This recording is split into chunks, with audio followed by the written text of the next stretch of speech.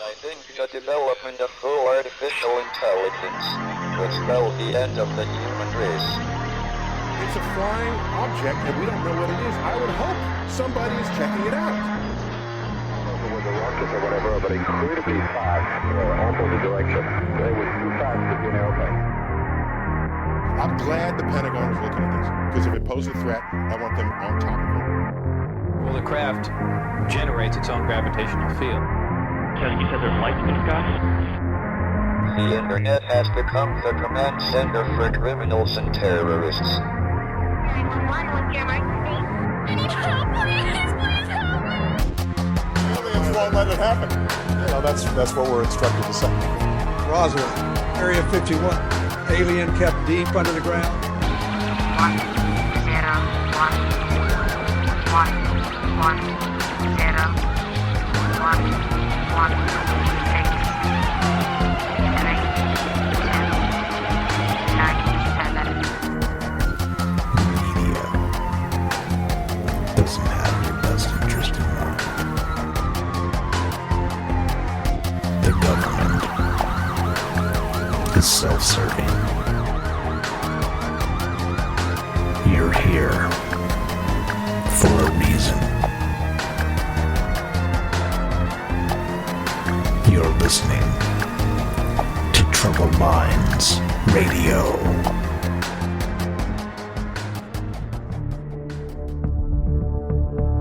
Broadcasting live from a secret bunker just off the extraterrestrial highway. Somewhere in the desert sands outside of Las Vegas. From somewhere in space-time, loosely labeled Generation X on planet Earth.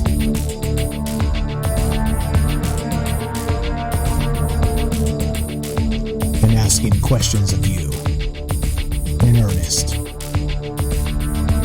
into the digital darkness. Good evening and welcome to Troubled Minds Radio. I'm your host, Michael Strange. And I guess this is where I'd like to say hello to all of you who might also have troubled minds. What's up, guys? It is Sunday night, and that means the show is live. Well, we got bumped back from Friday, had some issues resolved for the time being, but the show must go on. So here we are, Sunday night. If you're listening on Sunday, what the hell is the day? It's the week before Thanksgiving. It's November 24th. I don't know what date it is, but I do now. November 24th and 25th on the East Coast, because you're past midnight just a little bit, and it is live. So if you want to be part of the show, you can do that. You can give me a call and get on the show this way, 702-957-1037. And you can click the Discord link, which is in the chat there. I will link it in the actual chat, so you can check that out. It's Discord is a voice client and a chat client, so all the kids are using it. It's in the old days it was telephones. Today it's Discord. So we got both old school and new school, and you can join the show that way. But if you're new here, and I see some new faces and some new people in the chat, if you're new, you may ask, what is this show about? Well, this show's about all the things we're not supposed to talk about, of course, which would be to boil it down to 3 words: aliens, conspiracy, and the paranormal, and all the things that don't really make the 24-hour news cycle. So that's what this is about, and everything kind of in between. We do a lot of, pretty much we're all over the place. And basically what we do here, you won't see in the mainstream, and that's part of the reason we do it. Kind of hopefully independent thought, let's say. We're beholden to nobody, and we value free speech very much. So here we are doing it on the internet with a microphone, and with your help, we can hopefully come together and make a good show, good community. So there we are. So what do we have on tap tonight? Actually, we're going to do we'll do shout outs in just a sec. So if you want to shout out, type in chat where you're watching from, and that will be wherever. Like I would say, Mike from Las Vegas, because we're streaming from Las Vegas, and then I'll shout you out. So do that if you want to shout out in chat, and we will get there. And there we go. Okay, so shout outs in a sec. But what is on deck before we start tonight? I think let's There's lots of stuff to talk about. So just to whet your appetite, we're gonna touch on War of the Worlds, if anybody remembers that broadcast from 1938. If you have never actually listened to that, I've clipped up about half of it, some of the relevant bits without the musical interludes and whatnot. So we'll go through some of that, but we also have some Mars news.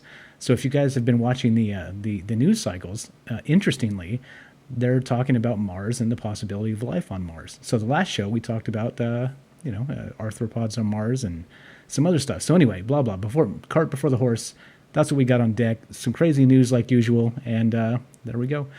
So before we do any of that, let's do shout-outs. We got Fred gets first on Facebook. How you doing, buddy? Thanks for showing up. We got Noe gets first on YouTube, and Lazy IX, Penny, Wasp Man, what's up on Periscope, says, man, what the hell is this crazy ish? Hang out, see what's up. Let's see. Penny says Monday morning, 5:12 a.m. in the UK. I am so sorry, that's too early for me. Okay, thank you, Russ from Connecticut, Lazy IX on YouTube. There we got so Tony on Facebook. We got Gregory and Remy. Thanks for showing up. Sean is here. And we got Wendy, hi from Seattle. Hello from Las Vegas. We got, who else do we got? We got, I said Remy. I said Richard, hello. We got Darius, with his usual moo and the alien abductions of cows. Yeah, what's up, man? We got Gregory, corn shucks or Charmin? That's a good question. That's a hell of a question. Larry, what's up? Thanks for being here. We got Ryan. Boy, oh boy, I got some info for you. Okay, let's hear it. Give me a call and tell me about the deets, man. We want the info. Darius from Annville, Southeast Kentucky. Sweet. DJ, what's happening? Thanks for being here. Kelly, Diane, hello. Michelle, thanks for coming. We got, let's see, Gregory, I'm strangely aroused by the voiceover in this intro. Oh, that's you, Michael Strange. Yes, it is. Hey, no photographs of the arousal, please. Unless I'll send you my text after the show. We can exchange text messages. Mark, what's up? Thanks for being here. We got Sean and Jeff and Darius, 12:15 a.m. We got Kurt, what's up? And Jeff, 9:15 in San Jose, California. All right. There we go. Okay, so let's get into some of the news. There's a shout-outs. If I missed anybody, go ahead and type it in the chat, and I'll try and read all the chat. If you guys want to be part of the show, go ahead and put comments in the chat. They're a little bit delayed usually because I'm distracted trying to do things. But if you have to be on the show and something we're talking about is gotcha burning to call, do call 702-957-1037. There's the phone number one more time, and I will link Discord in the chat. Here we go. And this link will self-destruct. This link is good for 24 hours. So if you're not in the Discord, that is the new secret society, Troubled Mind Secret Society. So there it is. If you miss this, you're gonna have to wait for the next show, because this one expires in 24 hours. This message will self-destruct. Okay, what's up? Let's see. Todd, thanks for being here. And all right, let's go. Let's do this. What do we got? What do we have here? Let me pull this up. Oh, yeah, we got some good stuff. All right, so this is more of a public service announcement. We don't do many of these, but I think it's important because we have some enthusiasts. Yeah, I think that's a good word for this, enthusiasts. So this is reported by Fox 5 Las Vegas, and most of you guys don't get Las Vegas news, so I thought I'd pluck this up and drop it in the chat, and you guys could maybe immediately leave the show and go apply, because that's probably what's going to happen to half of y'all here. But a company wants to pay someone up to $3,000 a month to smoke and review marijuana. There you go. I did put the link there, and here's the actual link if you want to apply. I'll save you the trouble of reading the article itself, but more public service than anything else, and aliens or conspiracy or whatever else. But yeah, I think it gave me a little chuckle when I read this, because man, if I smoked, I'd be like, hell yeah, double, triple, hell yeah. So there you go. There's the link. And what's up, Darius? Ryan, with predisposition to triggers that will activate unregulated cell growth. I'm not sure what you're talking about, man, but that sounds amazing. It sounds dangerous also. But there we go. So an online medical marijuana publication wants to pay someone up to 3 Gs a month to renew a wide variety of cannabis products. The New York-based company American Marijuana said its new hire will test out several weed strains, vapes, edibles, and CBD oils. Yeah, so there's the dream cannabis job, and straight from the page itself, what they're looking for. There you go. Like I said, just public service. Get us going here. This job is 100% for real. It's an important job that includes more than just getting paid to smoke weed, which I know, you guys were thinking, yeah, right? If you think that's the entire scope of the job, this might not be for you. Oh, there's work involved, so I think we have a paradox here. And smoking weed and work, I think. Wink, wink. Okay, anyway, I'll stop making fun. But they say, hey, we're looking for someone to review a wide variety of cannabis products and give our readers an honest and reliable insights on various cannabis products. And they have to live in a state in America or Canada where medical marijuana and blah blah blah. I can't even say it. Medical marijuana is legal. So there's that. So if anybody wants to bounce out for just a couple seconds and sign up, I won't blame you. We'll go slow before we get into War of the Worlds. We got some other stuff to talk about. But all right, so there you go. You can sign up and yeah. So if everybody just left, I understand. Okay, so I thought that was pretty funny. Okay, here's another one. Now, this is reported by Fool.com, investing, and this is more conspiratorial and more what would you call this? Liberty, more of your Fourth Amendment business going down the tubes, unreasonable search and seizure. But okay, Fool.com is the Motley Fool, which is an investing website. But check this out. Is artificial intelligence reading your license plate? Oh boy, what if they are?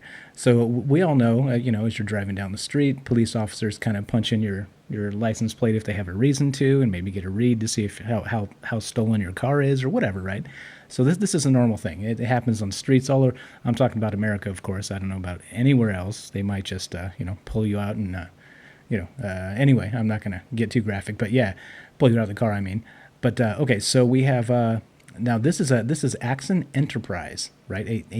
They created this new product that allows police officers the technology to basically have like a webcam, you would say, that kind of scans all the license plate, or not a webcam, like a dash cam is what I meant.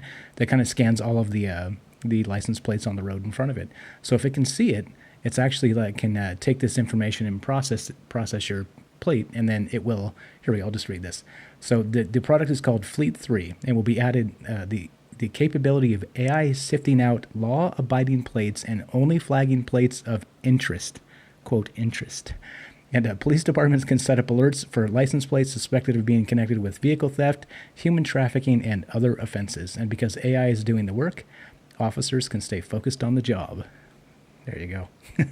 How does that make you feel? So I guess if your registration is a little bit late or something, maybe ding ding ding, he sees you from maybe half a mile down, and there you go. Woo! You get lit up. So okay, earlier this year, Axon elected to keep facial recognition technology off of its police body cameras for fear that it would disproportionately target minorities. So while concerns about collecting license plates data are valid, Axon's proactive ethics is a reason for optimism. Whoa. Okay, so how does that make you feel? How do they do license plates in other countries, by the way? Do they, what's up, Juan? Thanks for showing up. Do they, is it like a similar thing here where they just kind of run your plate and then pull you over and, like search your car for drugs or something? Or I don't know. I haven't been to many other countries, so yeah, I only know the propaganda from here. But okay, so how does that make you feel anyway? So AI reading your license plate right there in the dash cam of a cruiser, a cop cruiser. Yeah, I don't know. This creeps me out. This doesn't seem right to me, and it shouldn't be allowed. And where the hell's the ACLU and all these guys, right? Shouldn't they be suing their balls off right now? I certainly would be. So they're not going to do facial recognition, but they sure as hell don't mind just grabbing your license plate and running it through the database for absolutely no reason. Ryan says plate scanners are nothing new. It's anti-Third Amendment. And fifth, yeah, I agree 100%. And says plus the right to travel is an unalienable right. I hope so. I certainly hope so. Kurt says, what do you call facial recognition? I'm not sure. In the old days, in the 80s, we called it facial scrubs. Anybody heard of that? That's old from the playground. Let's see. Let's see. Yeah, John says, "What's up?" T1000 is that? Yeah, that's what's happening, right? So the robot. So you'll get pulled over. Then the robot cop will get out of the cruiser, grab you by the ear, drag you out of the cop car or out of your own car, and then what? Then what happens? The beat downs start. That's what's happening out in Hong Kong right now, which we've talked about quite a bit. So I don't know. How does this make you feel? Is this is definitely, in my opinion, I'm not a lawyer. I'm just a concerned citizen, let's say. But to me, it seems like this should be illegal as hell, right? Because just like the stop and frisk and some of this other stuff that they talk about, which is quasi not constitutional. This is kind of in that vein with me, and worse, even worse, because now we're literally having being policed by machines, which is what the T1000, right? That's before the T2000. That's what John said. I agree 100%. Ryan says protect and self-serve. Ooh, burn. Let's see. And then eminent domain, silver forfeiture, towing cars is a possession of stolen property. Yeah, there's tons of stuff here, right, that they could use to abuse this power. And yeah, I don't know. So I guess they're going to roll this out, and look at. I guess it's up to us to scream and whine and bitch and moan and make sure this doesn't happen, because of course it's not good. So this is November 5th, 2019. So this is this month, and this is new technology, and they're going to start rolling this stuff out. So let the lawsuits begin, because I don't think this is cool. This isn't kosher. Not good to me. Okay, so there we go. So there's just a whet your appetite for a little bit of human freedom. How about human freedom? But how about this one?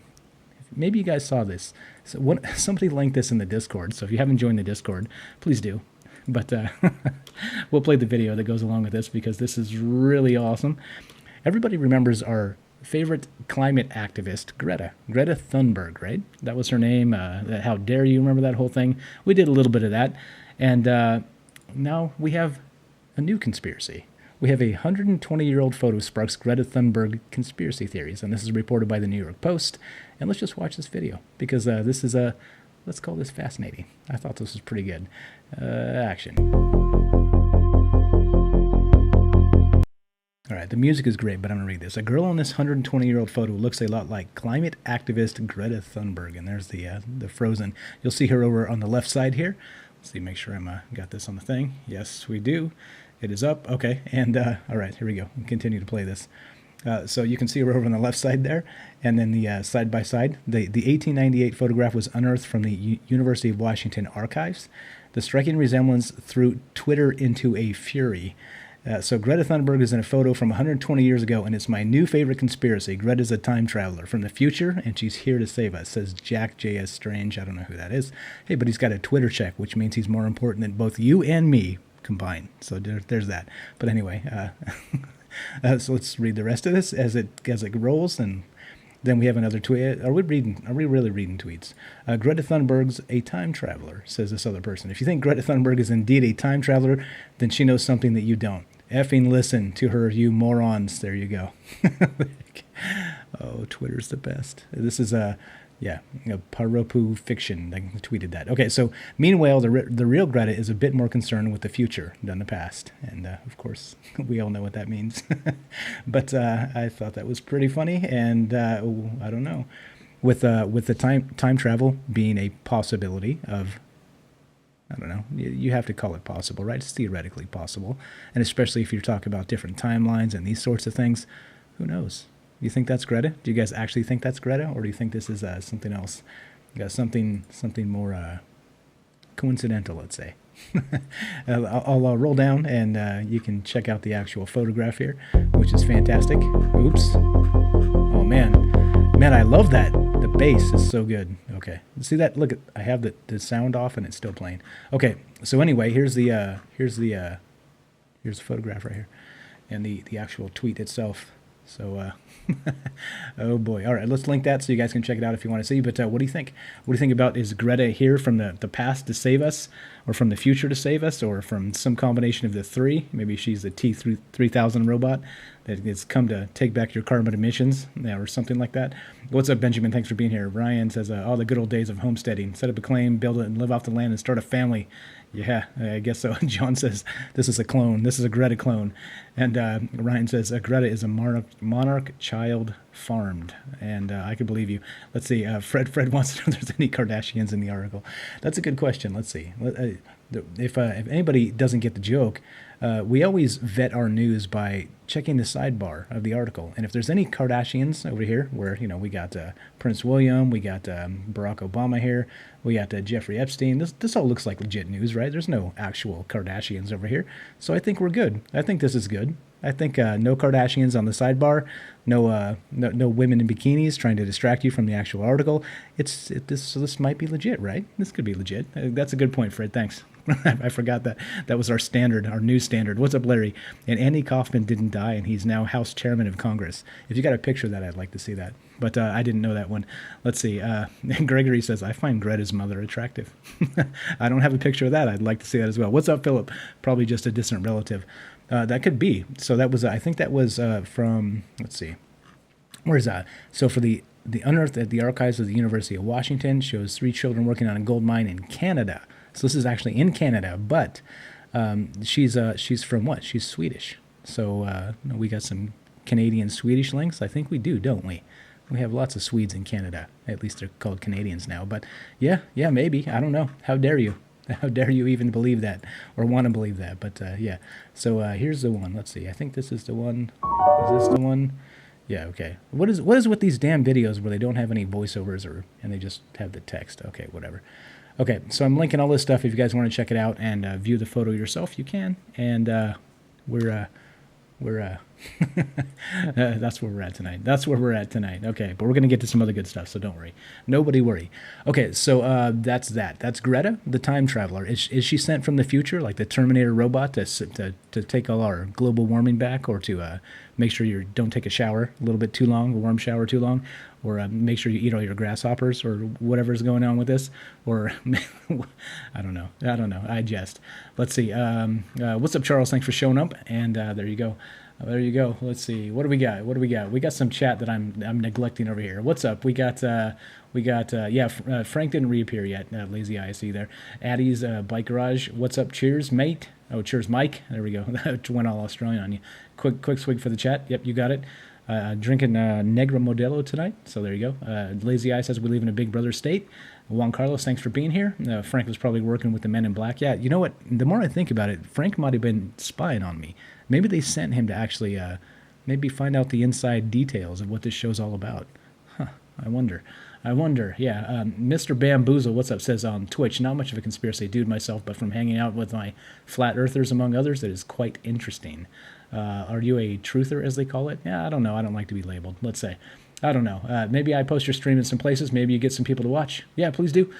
These are not trolls, I guess. No, we're not trolling. We're actually talking about stuff here. Some of this stuff is funny to talk about, but of course, given that the way the mainstream media rolls, I think it's important to kind of parse what they put up and why they put it up and when they put it up. So we do talk about that from time to time as well.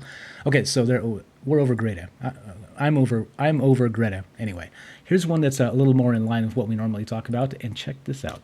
Link in the thing here in chat, and have a look at this.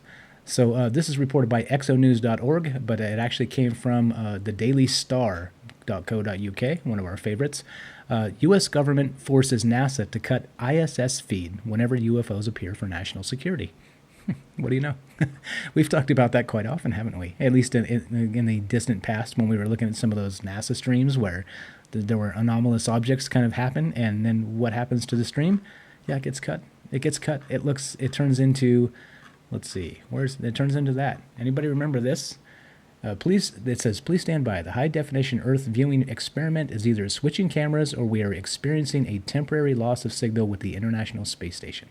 So this individual here, his name is Stephen Bassett. He's been campaigning since 1996 for the U.S. government and the end of the truth embargo to declassify its knowledge of extraterrestrials and UFOs. He's the executive director of the Paradigm Research Group, which lobbies Congress for disclosure on the UFO phenomenon. Okay, but what he's saying here is that NASA has its hands tied and is forced to cut the ISS feed when UFOs turn up, according to a campaigner who has studied alleged alien phenomena for years. Conspiracy theorists have often claimed the U.S. Space Agency covers up the existence of extraterrestrial life by terminating the live feed from the ISS at the exact time UFOs appear. So he says this has never been proven, and according to the message that pops up when the feed is cut, it's simply down to a temporary loss of signal with the International Space Station. And here's the individual down here, a photograph of him in front of Washington, D.C. and the Capitol building, Stephen Bassett. He seems like a serious individual by the look on his face. So I laugh a little bit. He probably doesn't laugh so much, at least according to that. So he says, so he told the Daily Star, they've been in a really tough spot talking about NASA here, and I feel for them. And so if they are turning off the video cameras because something is flying by the space station, it is not NASA being the bad guy. It is them essentially obeying the law, which is what the National Security Act is, and simply not doing anything which would, quote, endanger the truth embargo, because under the Act of National Security, it has to remain. Wow, okay. So, has anybody seen those videos? They have lots of those videos on YouTube where they suddenly see something anomalous and then bam, the feed cuts. So, yeah, interesting, right? Interesting. What's up? Todd says, I'm smoking blueberry cookies. Wow, how do you do that, man? That's amazing. Can you make a video? I want to see. I've never smoked a cookie. Mark says, I shared to a lot of groups. I appreciate that. Thank you. Let's see. Talking Norks and Xanax bars. Okay. You guys are too much. Let's see. AIs need to read your license plate to attract the bad guys. Yeah, that's what they say, right? It's always about doing something to the bad guys. They never interfere with the good guys, of course. Yeah, never. Okay, so what about this? So do you think that it's so this guy's saying that it's the national security, it's the powers that be that run NASA, that give them their orders, are telling them to shut this thing down when UFOs or anomalous objects appear in the NASA live streams. So is that a real thing? I think we've seen some evidence of that for sure. And as far as I'm concerned, I think there's something to that. But is NASA complicit, or are they just following orders like the guy says? I guess they could be both, couldn't they? But okay, so I don't know. This is pretty good stuff. So there's some more stuff here in this other second article where it's talking about the same thing, the initial dailystar.co.uk. So here we go. I'm going to post that if you guys want to check it out. And yeah, I don't know. This is pretty crazy. Okay, let's see. Let's look at the chat. What is the chat? This is me, Bamboozle, as a streamer. I get the link of program you could use to gather all chats into one client. I got it. No, I got it, man. We everything is in one. It's in the Restream chat. So I got YouTube, I got Twitch, I got everything. I can see everything. It's just I have to look at different screens and whatnot. So I'm only human after all.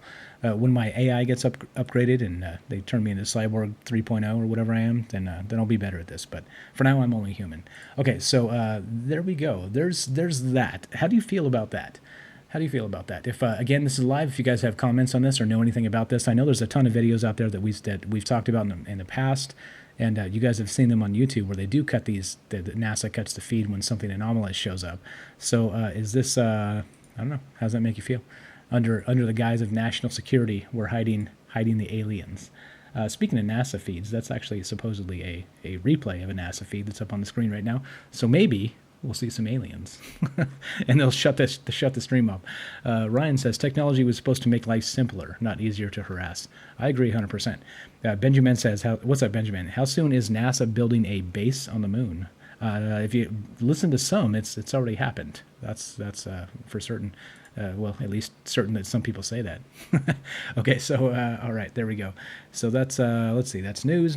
We got a little bit more. Now this is going to lead us to the topic at hand, which is Mars, of course. Well, near and dear to our hearts. And Mars is a place where for a very long time people have claimed there's life there. We have, if everybody remembers Randy Kramer, remember that, of the Marine on Mars. He says that he was sent there to battle aliens, and he said there was oxygen on Mars and people could breathe there, and all kinds of other like crazy claims, right? Like wink, wink, crazy claims. He talked about a secret space program, talked about different alien species that lived on Mars, and all the rest of this, right? So that's a little out there, all right, considering what science here is willing to admit. But then we also have other things where we had Project Stargate, where we had a government CIA project where they had somebody do that remote viewing, and it was like a double-blind remote view where they were trying to troll the viewer, and they gave him the coordinates on Mars and told him 1 million years ago, and he was describing some sort of alien civilization without knowing what he was describing or seeing. And there was some sort of cataclysm happening on Mars 1 million years ago, some sort of climate cataclysm. And the aliens, I say people, but they were tall beings, he said. They weren't really people at all. They were suffering and trying to leave the planet. And, okay, so there's some of this information that kind of corroborates life on Mars a little bit, right? Well, we'll check this out. Wait, what is this? No. All right, let's just get into that. Here's Randy Kramer. Here's the Randy Kramer one. He was a part of the Mars Defense Force, like I said, and he did say that that there are reptilians up there. There are what do you say? There are mantis beings up there.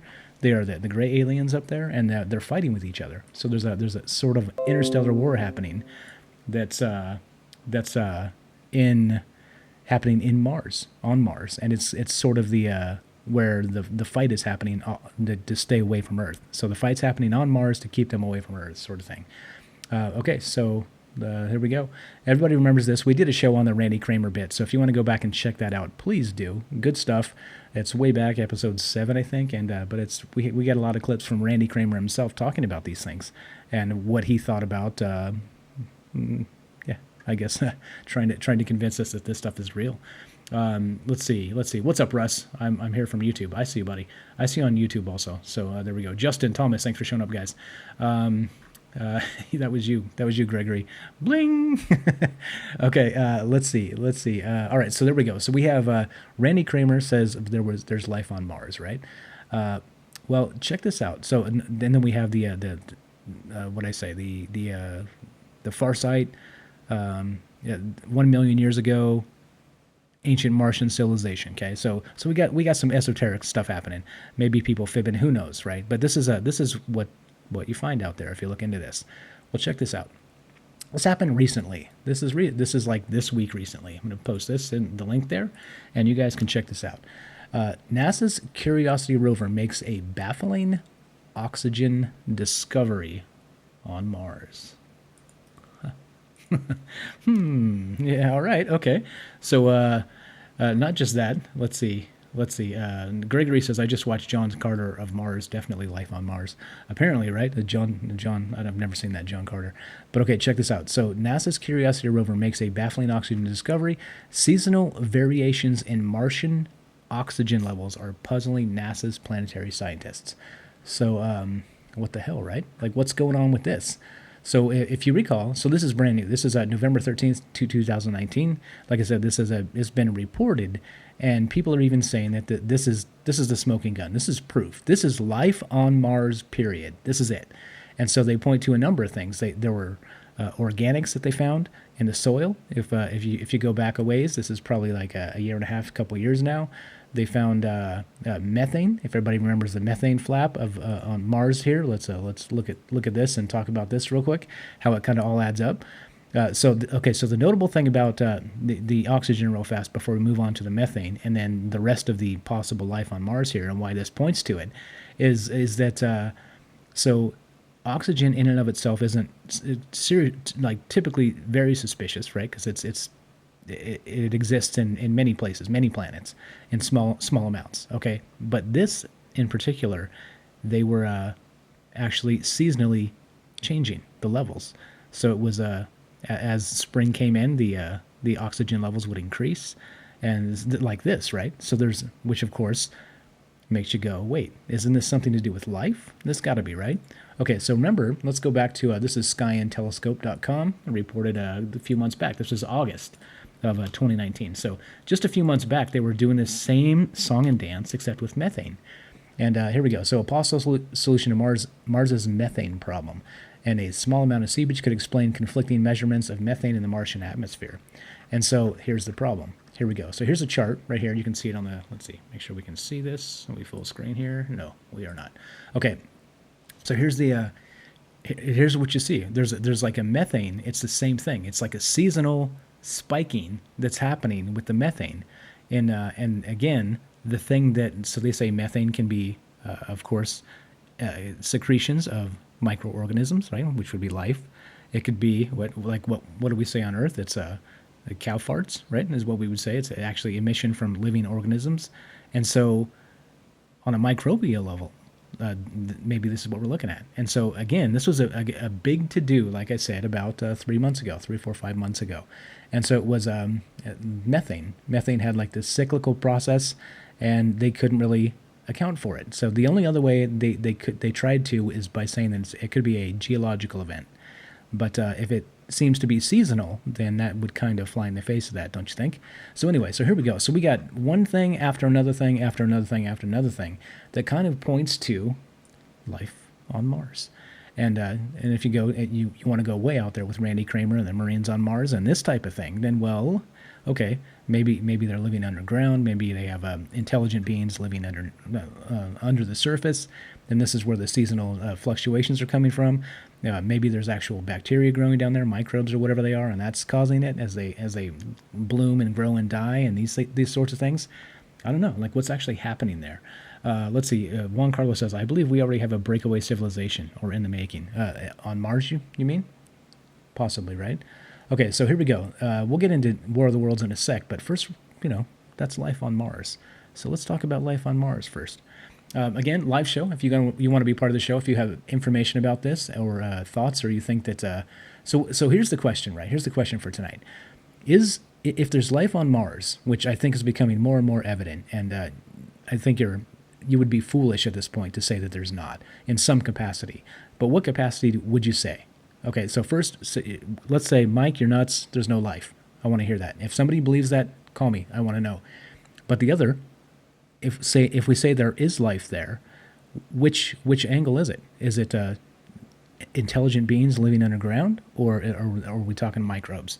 Like, what level of life are we looking at here? So according to this type of stuff that happens, what they're looking at, the methane and the oxygen and the rest of this, it kind of points toward microbial life.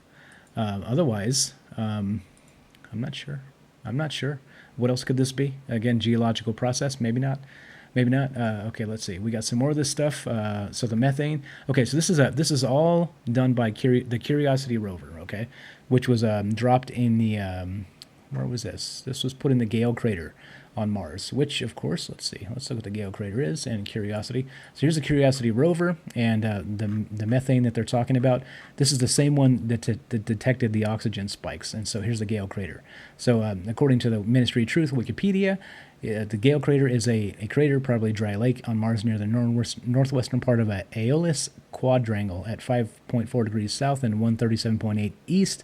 It is 154 kilometer, 96 mile in diameter, and estimated to be about 3.5 to 3.8 billion years old. The crater was named after Walter Frederick Gale, and here's a photograph, a better photograph. Let's see. There we go. There's the actual Gale crater itself. So let me link both of these so you guys can check this stuff out. So this is where they're finding these fluctuations in the methane and the oxygen, and again, they're seasonal, right? Which is to me the smoking gun. There's life here. In what capacity? I don't know. I can't be the guy to tell you because I'm not the answer guy. I'm the question guy. And what do you think? I think that's most important to me is that the take that you guys have. And yeah, what's up, Dave? Thanks for showing up. Let's see. Ryan says I can make oxygen with my plants. Exactly, right? So if there's some sort of plants happening, like a plant cycle in bloom, and then they die, and then they come back, and with the season, that's what Gregory says I can make methane. Perfect. Okay, so that's what I mean. So okay, so and then let's continue. Okay, so this is I'll leave that on for a sec. There's the links, and let's catch up with the chat. But if you guys want to, what do you think? What level of life is on Mars? Let's say there is life. Okay, I think it's becoming more and more evident that it is. That there's life there. But what kind of life? Is it microbial? Are there plants somehow, maybe underneath the surface, maybe buried underneath, maybe in caves that we're not detecting? I mean, according to what they tell us, right, of course, wink, wink, what they tell us, is that there's a lot of places that we haven't seen. We haven't explored on Mars. We only have rovers in a couple, 3, 4 places. We have a Mars Lunar Reconnaissance Orbiter, and we don't have a lot of direct contact with the surface. And so, knowing what we know about Earth, if you dropped 5 robots on Earth and expected to find some sort of robust answers about this planet from five locations that you couldn't move very far, that's ridiculous. So I think they could be caves and all kinds of flora and fauna underneath, just like the squirrels we saw on Mars and all kinds of wacky stuff. So yeah, Todd says intelligent life there. Let's see. Benjamin, enjoy listening to your show while sleeping. All right, man. Good night.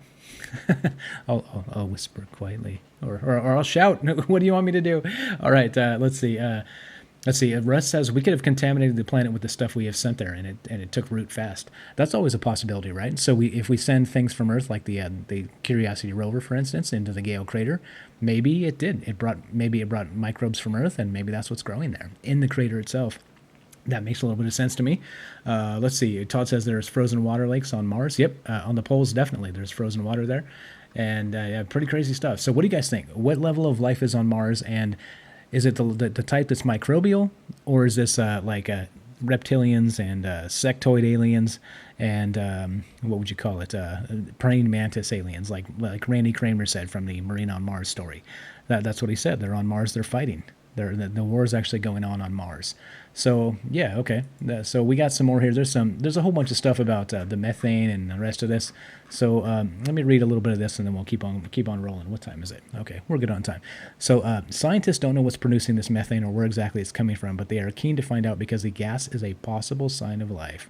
Now check this out. More than 90% of the methane in Earth's air, for example, was produced by microbes and other organisms. And so we have that as the reason why the methane was such a big deal. And now, since it's happening cyclical with the seasons, we have oxygen doing the same thing. And again, they're freaking out. Nobody wants to say it, but I think the obvious conclusion here is there's life there. What kind of life? I don't know. Again, give me a call if you guys have a hot take on this. Maybe you know some reptilians that live on Mars. I have no idea. Mark says the reptilians are mad at Prince Andre. I don't know who that is, man. Let's see. Gregory says, what about the recent movie The Martian as propaganda preparing the populace for such a release of information about life on Mars? Not quite life on Mars in the plot, but Matt Damon's character is able to grow potatoes.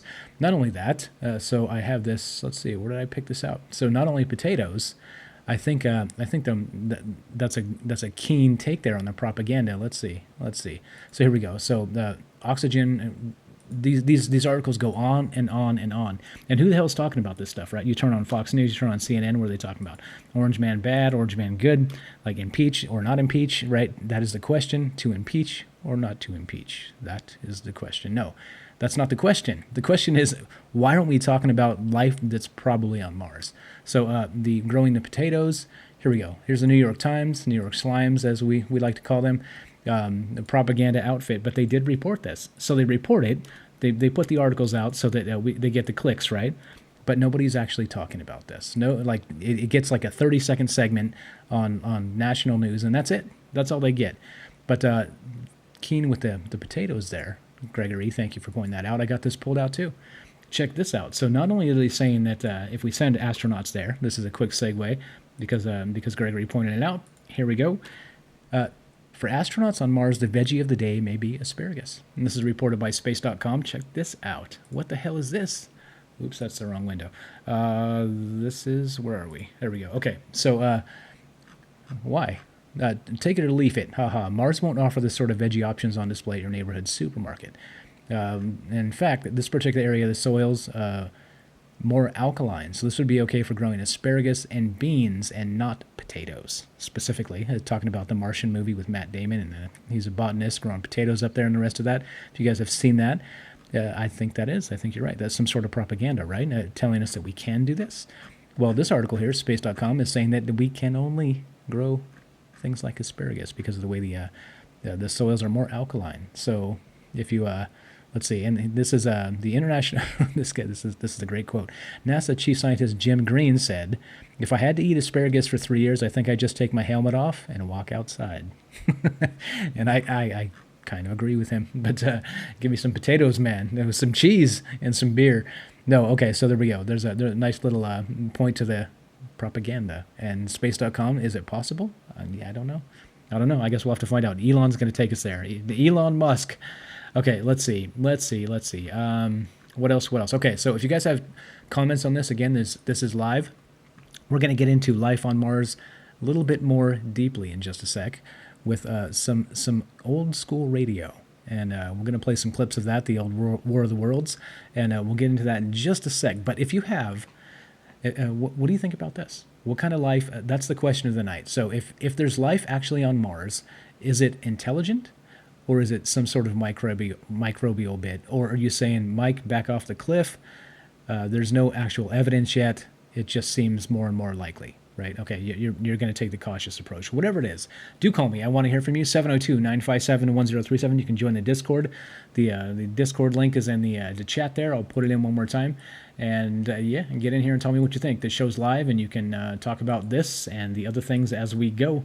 We're trying to read all the chat, guys, but there's a lot to get through tonight, so I can't read it all. But there we go. Kelly says, been life on Mars and everywhere, been known through the Sumerian texts. Yep, that's what I've heard. That's the hot rumor. Gregory says, I love asparagus soup. Yeah, every day though? I don't know about every day. Justin says, I would grow a new strain of weed and keep it all to myself. Weed burgers. Hey man, you may have missed your dream job at the top of the show. Okay, all right. So there we go. There's all kinds of stuff happening here that it appears to be life on Mars. And so we got the oxygen anomalies, we got the methane anomalies, and this is all happening in Gale Crater. So this is only one particular area that we're getting these readings from in the Curiosity rover. And here's the so this is an old from Nature.com, published October 2019. That's how old, about a month or so. But check this out. At an interval of high salinity in ancient Gale Crater Lake on Mars. So this, which again that talks about the salinity of the minerals and everything else here. This is the actual scientific paper. So if you guys want to check that out, I did link it, and you can have a look, and so on and so forth. Okay, and real quick before we move on to War of the Worlds and maybe life on Mars coming to get us, let's look at this and actually talk about propaganda as well. Look at this. This is a guide to Gale Crater, and this is where the Curiosity rover is, and where this information is coming from, where the scientific readings are. So if, again, like I would call this a small sample size. If it's happening here, what else is happening in other parts of the planet, which we don't have readings on? But here we go. Let's watch this real quick. This is where all the information is happening from Curiosity rover in the Gale Crater. This is what it looks like, action. In 2012, NASA's Curiosity rover went to Mars to explore Gale Crater, a large impact basin with a massive layered mountain in the middle. How did this strange landscape come to be? And what can its history teach us about the potential for life on Mars? After several years of exploration, here's what we think could have happened. Around 3.7 billion years ago, a large meteor impact blasts out the initial crater, cracking the rock below and leaving a central peak as the surface rebounds. It's a wetter time in Mars history. Groundwater seeps into the new crater, while rivers fed by rain or melting snow also flow in, forming a large lake and carrying in gravel, sand, and silt. This material keeps building up over millions of years, and as each layer cements into rock, it records a snapshot of the environment that shaped it. In time, the gradual drying of Mars shuts off the rivers, but sediment keeps piling up as sand and dust blow into the crater, deeply burying the deposits laid down in water. Meanwhile, groundwater remains deep below the dusty surface. At some point, winds that once carried sediment in begin scouring it back out. In areas closer to the crater rim, these winds dig all the way down into the ancient lake deposits. And as the heavy weight above is lifted, these layers crack, which helps groundwater flow through and alter them again before they dry out. By about 3 billion years ago, we're left with the basic form we see today. And it's in this version of Gale Crater that Curiosity has helped piece together the story. Sediment patterns show a lot of water was present, continually, over many million... Just real quick, I want to point this out. Look at the way these stones form, these rocks, these whatever the hell this is. This is these are natural Martian formations, I guess. But I'll play this video. It's like a minute left. But just look at this. What the hell is this? They seem to be very flat, don't they? They seem to be very in one particular area, right? Like this particular area has a bunch of flat rocks in it. Maybe it looks like they at some point, like even layers over here, at some point they may have been connected to each other. And this is what's left. This is what's left over from whatever the hell happened here. But then further out, you don't see any of this. It's almost like something, I don't know, there was a structure here of some sort. I don't know. Again, being a tinfoil hat guy, but I don't know. Like, what the hell happened here that didn't happen just past this? Anyway, here we go. Another minute on this, and then we'll keep on going. Life on Mars and get to War of the Worlds. Sediment patterns show a lot of water was present, continually, over many millions of years, both as persistent groundwater and a long-standing lake with occasional dry spells. Mineral and chemical readings show that water from both the lake and subsurface was friendly for potential microbes. Drill samples from the lake bed show key elements, organic molecules, nutrients, and energy sources that microbes could have used. Water flowing through underground fractures could have supported life even in deeply buried rocks. And the composition of some layers makes them good for preserving potential signs of past life. Taken together, the evidence points to Gale Crater, and Mars in general, as a place where life, if it ever arose, might have survived for some time. With our primary mission fulfilled, we continue exploring, uncovering the history of Mars and learning more about how and where future missions can search for the signatures that ancient life may have left behind. There you go. There's your tax money, the NASA Jet Propulsion Laboratory. All right, good stuff, right? You feel ready to go to Mars? Everybody hyped up? Yeah, let's do it. Let's take Elon's Mars truck and go to Mars. Let's see. Got a couple good comments here. Justin says, when they come to take the Earth, I'm taking one of their ships and weapons and leaving Earth. You're all on your own. Oh, thanks, buddy. Glad we can count on you. Kelly says, all you have to do is look at the area known as Cydonia. And definitely anomalous, again. So if that's a particular, an area of interest, let's say, why isn't Curiosity rover there? Another interesting question, that uncomfortable question that we probably shouldn't be asking, which is what we're here doing.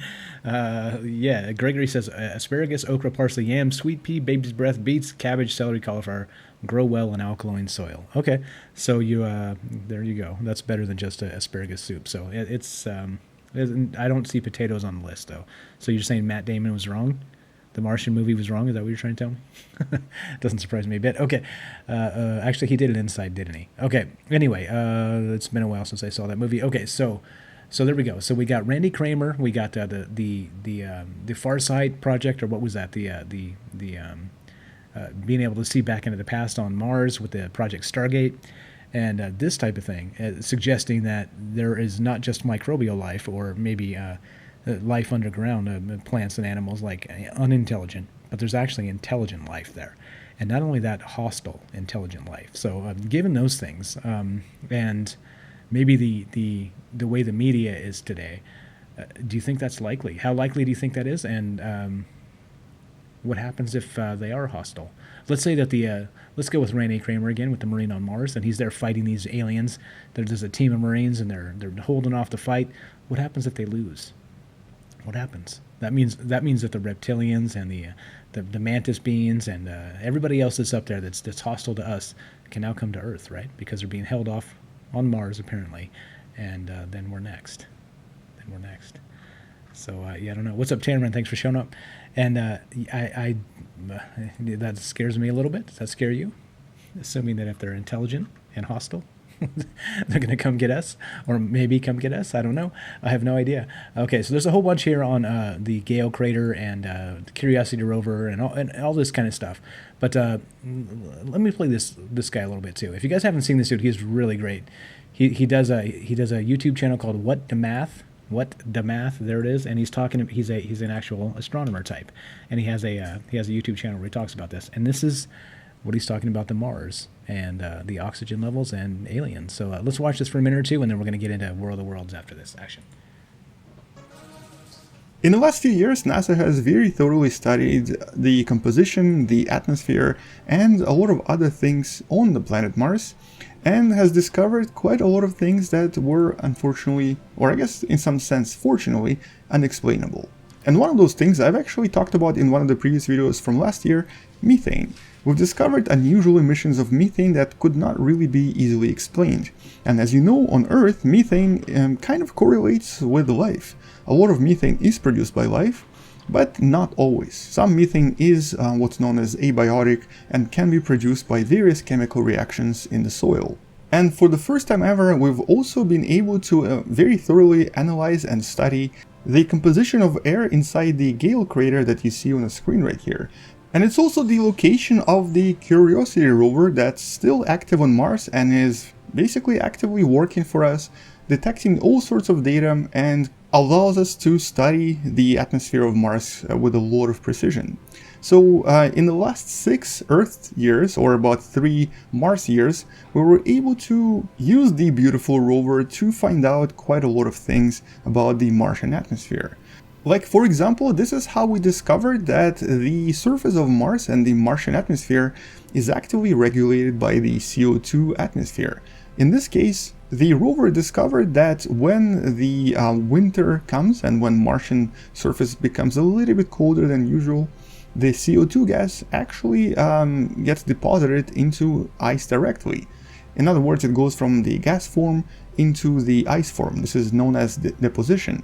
And when it becomes ice, a lot of the pressure on Mars, the air pressure, gets much lower than before. And because of this, other gases like methane and even oxygen actually go away as well. They either get deposited or disappear for some other reasons. We're not entirely sure why just yet.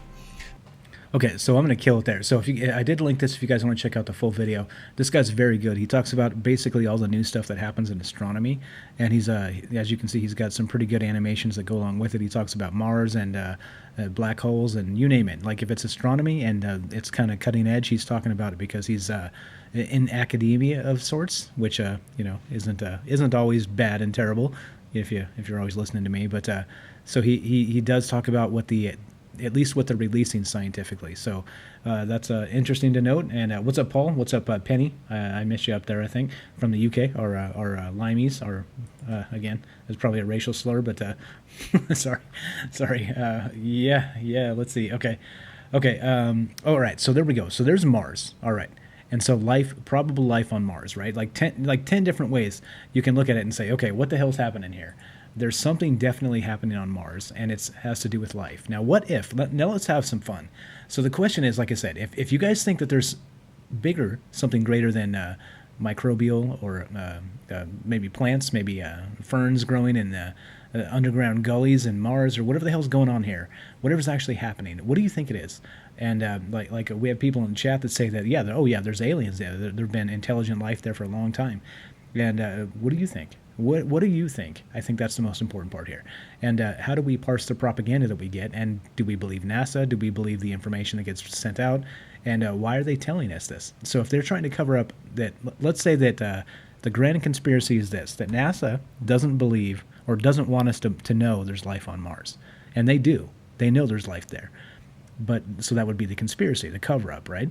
However, but if that's the case, then why are we getting, let's say, Tom DeLonge with the alien metamaterials, with the Tic Tac UFOs? Why are we getting the methane and then oxygen 3 months apart from each other?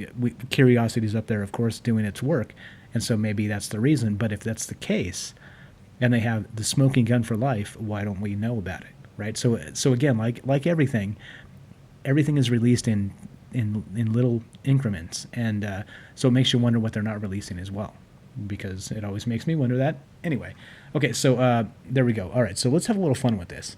So I chopped up we're going to do War of the Worlds tonight. So if let's say life on Mars was hostile, and they're coming to get us, they're coming here, what would that look like? So there's a few, now going back to disclosure real quick and the propaganda aspect. So assuming there's life out there, alien life, extraterrestrial life, and maybe as close as Mars, which is as close as it gets, basically, right? I mean, the moon would be the only other option, but that's close. If it's on Mars, it's everywhere. It's literally everywhere. This is no easy coincidence, let's say. And so, if that's the case, then what do they want us to believe? They know it. What does the propaganda say? I don't know. Me personally, I do not know. I think it's fascinating, and I think that's why we talk about it. That's why we like to talk about it. And what's up, Little Green Men? Yeah. Let's see. I have no idea. Okay, so we're going to do War of the Worlds in just a sec. But for right now, do call. If you guys like this type of conversation, call me and let me know what's up. Because I think this is pertinent. I think why, again, is the mainstream media not talking about this stuff? It's always about, power to the party. This party, that party, the other party, whatever, right? That's it. It's always power to this party or that party. But there's so many other bigger questions that need to be talked about, and so here we are doing it. But what do you think? Do call me if you want to get on the show. You call, and I will answer, and we'll talk about aliens and life on Mars and how much life you think is actually there. Again, and if you think I'm nuts and you think this is insane to make the leap, I want to know about that too. Okay, so we got I don't know. Like how they release the information is important, and then what type of information they release is important, and when they release it is important. And okay, I'm a little bit of a rambling here. Okay, but all right. So let's go to what is this? Let's whet our appetite with a little bit of the War of the Worlds here. So as everybody knows, or should know, War of the Worlds was a novel written by H.G. Wells in 1898, and it was rebroadcast in a radio drama by Orson Welles in 1938. So this is I found this doing just a little bit of cursory research, because the radio show itself is fascinating, and kind of a good look at propaganda and how people react to things, and how some mythologies are built over time, and how so we'll get into that in a sec. But this is pretty cool. This is a new series on the BBC, The War of the Worlds. I didn't realize they were redoing this. I know that they did the Tom Cruise one in like 2005. I think that's the one I know most about, or recently anyway. So let's see what this looks like. So this is a big battle scene on the beach. They've got these spider things, these three-legged spiders that are actually kind of smashing through the water out there. They're trying to escape in boats. They finally make it to the beach, and there's like this climactic scene where this happens. Action. George. I thought I'd lost you. You'll never lose me. Ever.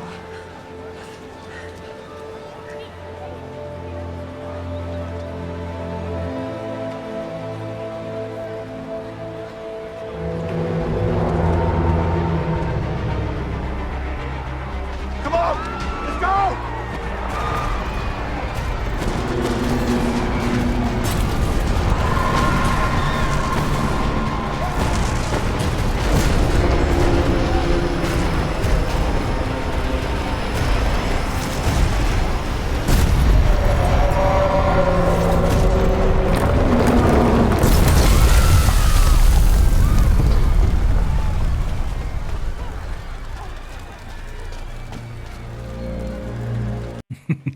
Okay, so if you're not watching and it's audio only for you, they're running on the beach. There's a three-legged spider thing, like a big alien machine attacking. It's literally coming after people. It's coming after boats. It's coming after planes that are trying to fight it. And there we go. So this is the BBC War of the Worlds. I haven't seen it. I did see this clip. This is there's a 3.5 minute clip here for the intro, and I thought it was pretty amazing.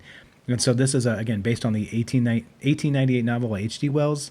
Orson Welles redid it as a radio drama, which we're going to start here. And so here's how the mythology of that goes, the radio drama itself. So we've talked about this, and me personally, I've even said this on the show several times, that there was a panic. It was a mass panic, right? People thought there was an actual invasion from Mars. And so here we are, life on Mars. What if it's hostile? What if it's coming to get us? Well, if you do a radio broadcast that depicts this happening in real time as breaking news, of course, that's some sort of propaganda, right? Of course, it's fake. It's entertainment, let's say. But to me, it seems suspicious in many ways, because think about it this way: if they're testing actual alien life disclosure to the world, wouldn't you do things like this as sort of a gain of function type exercise to see how people would react? Maybe like a CIA-backed program where they let's say Project Mockingbird in the media and this sort of thing, where they put together a program that seemed realistic, and they wanted to see how people reacted. And so anyway, I think it's fascinating as hell to talk about, and that's what we're going to do tonight. We're going to continue on to that. So we are live, so if you want to be part of the show tonight, 702-957-1037. There's the phone numbers in all the chats and everything else, and you can join the Discord and be on the show that way. But we're going to play some of the original. If you guys haven't heard the original War of the Worlds, we're going to play about half of it tonight, and then the next show we'll finish up the second half because it's just too long to do in one show. But life on Mars, right? We've got methane. We've got oxygen. We've got basically the smoking gun. We've got the elements of life in the soil, they say, from grinding them up and analyzing them. And we have articles of people saying that we covered up life on Mars in the 1960s. That we knew this, and it's been buried. So why? I think the question is why. And one of the reasons people cite is that people aren't ready for this. Like it will turn religions upside down. It will turn over the economies of the world, and like everything business as usual will not be. We're turning over apple carts with aliens, and it's not acceptable. So let's play some of this. Let's do some of this and see what this looked like at the 1938 broadcast, and let's see. So put yourself in that time, right? A little bit more naive. 1938, the World War II is on the way. World War I is in the books. Lots of people dead, horrific. World War II is on the way, 1938, and we got Nazi Germany on the move, and they've probably moved into several countries at that point, and they're really starting to press, and the war is beginning. So it's a time of paranoia a little bit, right? But it's also a time of naivete, I would say, meaning that how do you quantify aliens? How do you quantify something like Project Bluebeam, which maybe a government program where you're trying to scare people to take over their freedoms? Who knows? With aliens. Yeah, who knows? Anyway, let's see what this sounds like, and let's roll this. And this is what it looks like if you're listening to the radio in 1938.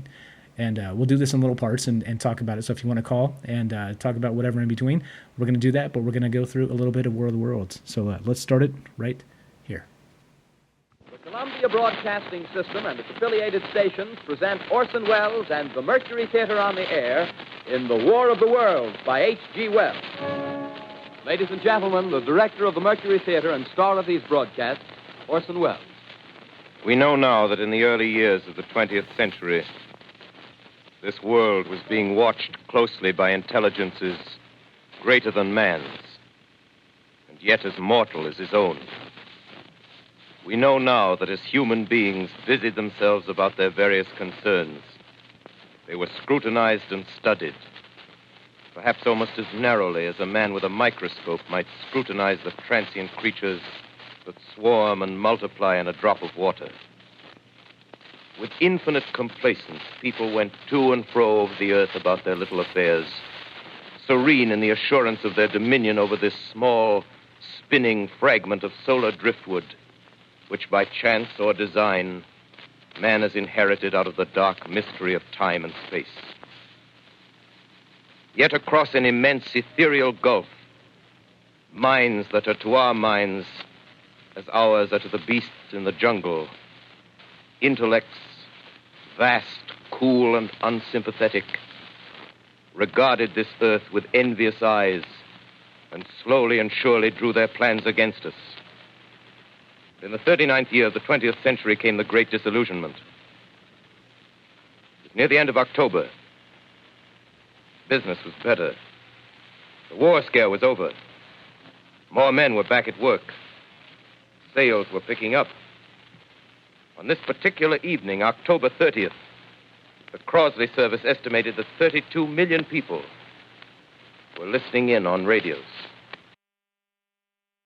Okay, there we go. 32 million people, they say, listening in on radios. And this is how it starts. It starts as simple as that. Pretty innocuous, right? Where they did some. So I chopped out all the musical interludes, and this starts a little bit slowly because they want to drag you in. They want the hook to be that it's a normal radio broadcast, right? And so they do some music. They have in this particular radio show in 1938, they didn't have commercials. Like now, if you turn on the radio, like actual terrestrial radio, you get it's like a guy talking for 5 minutes and you get commercials for 5 minutes. It's not like that. So they couldn't do commercials for this particular show for whatever reason, and so they had musical interludes instead, and they had live bands, like a live big band or orchestra or whatever it was. So a bunch of that I chopped out, but that's how this starts. That's how it starts. That's Orson Welles himself, and he's kind of describing the way laying the beginning here. Okay. Anyway, so this is live. We're going through War of the Worlds a little bit tonight, and we're talking about life on Mars. So, what do you think? They've recently found methane on Mars a few months back that changed with the seasons. Oxygen as well that changed with the seasons now in the past week from Curiosity rover and the Gale crater. So, what do you think? Is it microbes or is it reptilians or somewhere in between? Looking for that answer? Give me a call. 702-957-1037 is live tonight. Sunday night on the West Coast. We've crept into Monday morning on the East Coast. But that's what this show's about, and that's what we do. And here's part 2. We're going to go through just a few clips of War of the Worlds, and I'm looking to you guys. I'll read chat in a bit, and if you guys have never seen this or heard this, maybe you've heard of it but never actually gone through it, it's a treat. It's definitely one of the things. This is one of the things that kind of enamored me personally with radio and talk radio in this format, because there's stories to be told, and if you do it right. And you know, it's sort of like words or spells, you know, where you can bring people up or you can put people down with the power of words. And again, pretty fascinating to me, and one of the big reasons why I do this. So, okay, here we go. Part 2. So it starts innocuously. They describe what's happening, kind of describe jitters, wars, sales are picking up. And here we go. Part 2.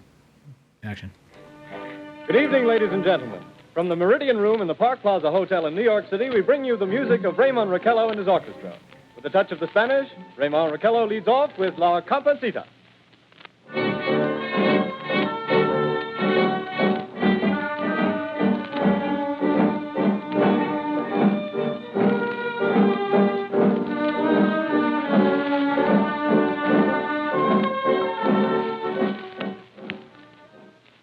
Ladies and gentlemen, we interrupt our program of dance music to bring you a special bulletin from the Intercontinental Radio News.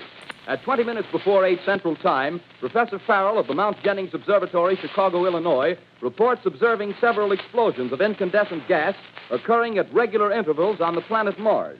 The spectroscope indicates the gas to be hydrogen and moving toward the Earth with enormous velocity. Professor Pearson of the observatory at Princeton confirms Farrell's observation and describes the phenomenon as, quote, like a jet of blue flame shot from a gun, unquote. We now return you to the music of Ramon Raquello, playing for you in the Meridian Room of the Park Plaza Hotel, situated in downtown New York.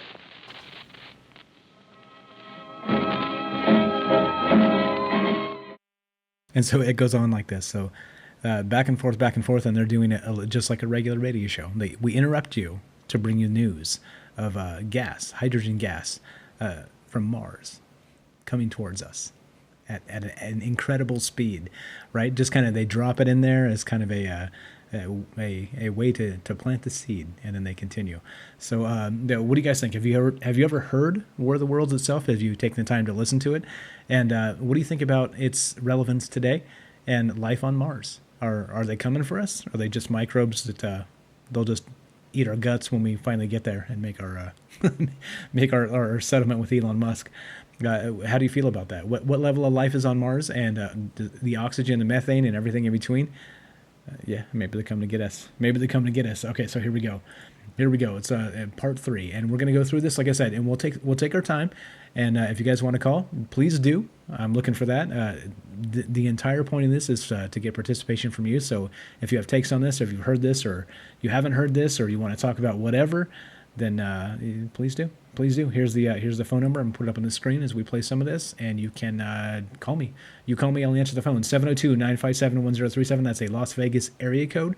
So, long distance is a thing of the past these days, so do call, and I'll put you on the show. If you want to get on Discord as well, just type in the chat you're in there, because I can't watch everything at once, but let me know you're in the Discord, and I'll go in the Discord and get you. Ryan, what's up, says blue equals ionic discharge. So that's what's coming from Mars, right? So he said hydrogen, but it's blue, so you're saying it's an ionic discharge, which means what? Call me and tell me. I don't know. I'm not a scientist. I'm just a knucklehead with a microphone. Here we go. What's up? Part 3. We are ready now to take you to the Princeton Observatory at Princeton, where Carl Phillips, our commentator, will interview Professor Richard Pearson, famous astronomer. We take you now to Princeton, New Jersey. Good evening, ladies and gentlemen. This is Carl Phillips speaking to you from the observatory at Princeton. I'm standing in a large semicircular room, pitch black except for an oblong split in the ceiling. Through this opening, I can see a sprinkling of stars that cast a kind of frosty glow over the intricate mechanism of the huge telescope. The ticking sound you hear is the vibration of the clockwork. Professor Pearson stands directly above me on a small platform, peering through the giant lens. I'll ask you to be patient, ladies and gentlemen, during any delay that may arise during our interview. Besides the ceaseless watch of the heavens, Professor Pearson may be interrupted by telephone or other communications. During this period, he is in constant touch with the astronomical centers of the world. Professor, may I begin our questions? Any time, Mr. Phillips. Professor, would you please tell our radio audience exactly what you see as you observe the planet Mars through your telescope? Nothing unusual at the moment, Mr. Phillips. A red disk swimming in a blue sea. Transverse stripes across the disk.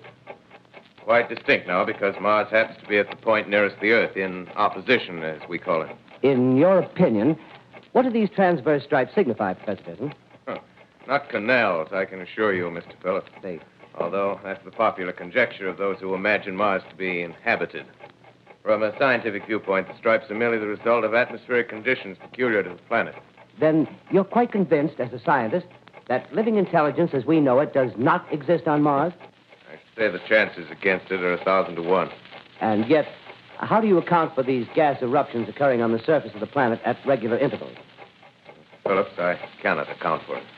By the way, Professor, for the benefit of our listeners, how far is Mars from the Earth? Approximately 40 million miles. Well, that seems a safe enough distance. There you go. All right, so he gives it 1,000 to 1, he said.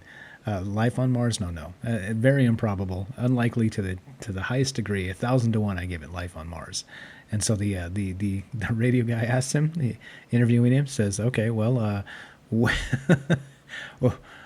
so how do you account for these anomalous gas happenings on Mars that appear to be heading toward Earth? He has no answer. I'll have no answer. and again, so is this scary yet? Is this scary? So they continue with some music and the rest of this stuff, and they do it. What's up, Christy? Christy on Facebook says, I think they are fallen angels and demons. So that's talking about aliens. Okay, I've heard that before, and I can buy that one. Ryan says, the Book of Enoch has it all, and the Crusade would have never worked under that directive. Excuse me, yes. All of that is relevant, and I think, again, call me. So if you want to talk about this stuff and tie it into life on Mars, War of the Worlds, if this is some sort of so think of it this way. So like I said, where does the conspiracy lie? So Orson Welles gets the credit for coming up with this idea, this radio drama, which caused, so they say, a huge amount of pandemonium. And you know, like I had heard people jumping out of windows, committing suicide, and on these sorts of things. But was that really the case? We'll get into that as we go. But what have you heard about this? This is the original broadcast of War of the Worlds. Life on Mars, intelligent life on Mars, is coming to Earth. And this is kind of unfolding on the radio drama here. So, and we are live. So if you want to be a part of the show, 702-957-1037. And it's Las Vegas area code. Do call me. We'll pick it up. I'll pick up the phone and put you on, and you can be on the show. But there we go. So we're going to do part. What is this part? What part was that? I don't remember. All right. I think. Let's find out. Hold on. Next part. War of the Worlds. Here we go. Action. Just a moment, ladies and gentlemen. Someone has just handed Professor Pearson a message. While he reads it, let me remind you that we are speaking to you from the observatory in Princeton, New Jersey, where we are interviewing the world-famous astronomer, Professor Pearson. One moment, please. Professor Pearson has passed me a message which he has just received. Professor, may I read the message to the listening audience? Certainly, Mr. Phillips. Ladies and gentlemen, I shall read you a wire addressed to Professor Pearson from Dr. Gray of the Natural History Museum, New York. Quote, 9:15 p.m. Eastern Standard Time. Seismograph registered shock of almost earthquake intensity occurring within a radius of 20 miles of Princeton. Please investigate. Signed, Lloyd Gray, Chief of Astronomical Division. Unquote. Professor Pearson, could this occurrence possibly have something to do with the disturbances observed on the planet Mars? Hardly, Mr. Phillips. This is probably a meteorite of unusual size, and its arrival at this particular time is merely a coincidence. However, we shall conduct a search as soon as daylight permits. Thank you, Professor. Ladies and gentlemen, for the past 10 minutes, we've been speaking to you from the observatory at Princeton, bringing you a special interview with Professor Pearson, noted astronomer. This is Carl Phillips speaking. We are returning you now to our New York studio. Okay, so now we go to Princeton. And the beautiful musical interludes that I was talking about. So they go to Princeton, right? So they start the thing with some anomalous activity coming from Mars. We got some gas, and it's not methane. It's not the thing that Gregory creates or the cows create. It's hydrogen. It's some sort of hydrogen gas coming at a high velocity towards the Earth from Mars. And then they go to Princeton to lend some credence to it, which of course Princeton is a big name in universities. It was then, it is now. And so if you throw the term in, of course most of these characters are made up. They don't actually exist. And so Princeton, we got a university person from Princeton, and there you go. Now it's all legit, right? It's sealed. You can say it's yeah. Anyway, so we're talking about life on Mars, War of the Worlds. This is 1938 broadcast, radio drama by Orson Welles. And we're going to go through most of this tonight. It's going to get through half of it. But what I want to know about this is, what do you think the likelihood is that this was some sort of propaganda by like the CIA? And maybe that never actually got out. There's no documents to support that. But think about it. Like I said, a gain-of-function exercise to see what the world would do, or what a huge chunk of a particular populace would do faced with an alien invasion. And don't you think that would be valuable to the government in some way? I think there's your conspiratorial tinfoil hat outlook on this. Or do you think it was just an innocent radio play that turned into some mass panic, as they say? I don't know. What's up? Let's see. Oh God, we got a guy. Hey man, if you want to make a logo, send it. troublemindsradio@gmail.com. Okay, here we go. So we got, Kurt says there was no TV. This was their form of entertainment. I agree. Let's see. Ryan says opinions key. Operators had to have approval from FCC. Yeah, right? I think that's the point. And so in some of this, so I've got some documents, some actual reporting on this, where they talked about how this radio drama was built, and how they had to change names to make sure there was no libel lawsuits and this sorts of thing. So there was some forethought into this. But just like you said there, so the FCC is kind of the watchdog over this. I don't know if it was in the same capacity then as it was now, because I'm not that old. Wink, wink. Hey, I'm not that old. Everybody relax. But what are we? So what are we talking about here? Is it possible that this was a CIA op to kind of find out what would happen if there was a disclosure event, an attack, not just an attack from like a terrestrial foe like Hitler or Stalin or somebody like this, but an actual extraterrestrial attack. So there we go. Let's see. Kurt says, I don't know if the FCC was even around at that point. I kind of agree with you. I don't know. If anybody knows that, let me know. Drop it in the chat. I don't have time to do all of it at the same time. You can't know everything. But we're going to keep on going. So this is War of the Worlds, 1938, Orson Welles, adapted from the H.G. Wells novel in 1898. So let's see. I'll read the chat as we go. But if you guys, again, what do you think? Life on Mars? Yes, no, maybe so. And if so, what capacity? Microbes or reptilians? I guess that's the question. All right, let's go. Let's continue with War of the Worlds. And so we have the Princeton professor, or whoever that was, actually lending credence to somebody smart, saying, yep, something's happening here. So here we go. Next part. Action. Ladies and gentlemen, here is the latest bulletin from the Intercontinental Radio News, Toronto, Canada. Professor Morse of Macmillan University reports observing a total of 3 explosions on the planet Mars between the hours of 7:45 p.m. and 9:20 p.m. Eastern Standard Time.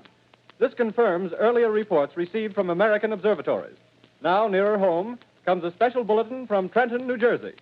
It is reported that at 8:50 p.m., a huge flaming object, believed to be a meteorite, fell on a farm in the neighborhood of Grover's Mill, New Jersey, 22 miles from Trenton. The flash in the sky was visible within a radius of several hundred miles, and the noise of the impact was heard as far north as Elizabeth. We have dispatched a special mobile unit to the scene, and we'll have our commentator, Carl Phillips, give you a word picture of the scene as soon as he can reach there from Princeton. In the meantime, we take you to the Hotel Martinet in Brooklyn, where Bobby Millett and his orchestra are offering a program of dance music.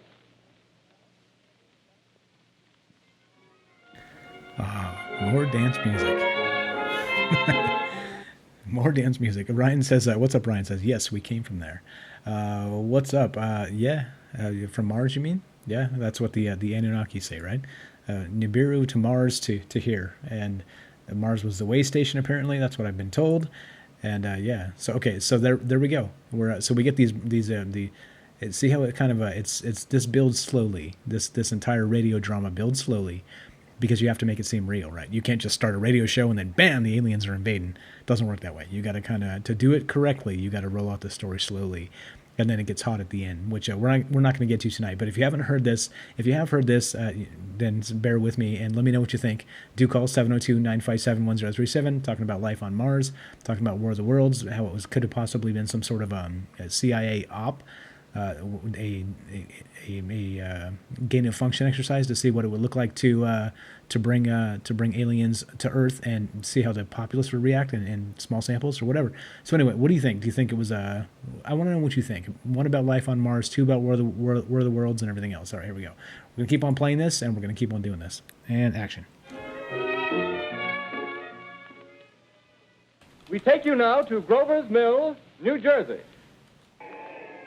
Ladies and gentlemen, this is Carl Phillips again, out at the Wilmot Farm, Grover's Mill, New Jersey. Professor Pearson and myself made the 11 miles from Princeton in 10 minutes. Well, I hardly know where to begin. To paint for you a word picture of the strange scene before my eyes, like something out of a modern Arabian Nights.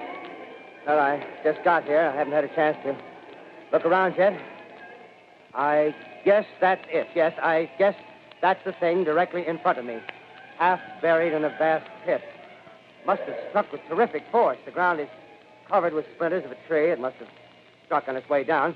But I can see the object itself doesn't look very much like a meteor. At least not the meteors I've seen. It looks more like a huge cylinder.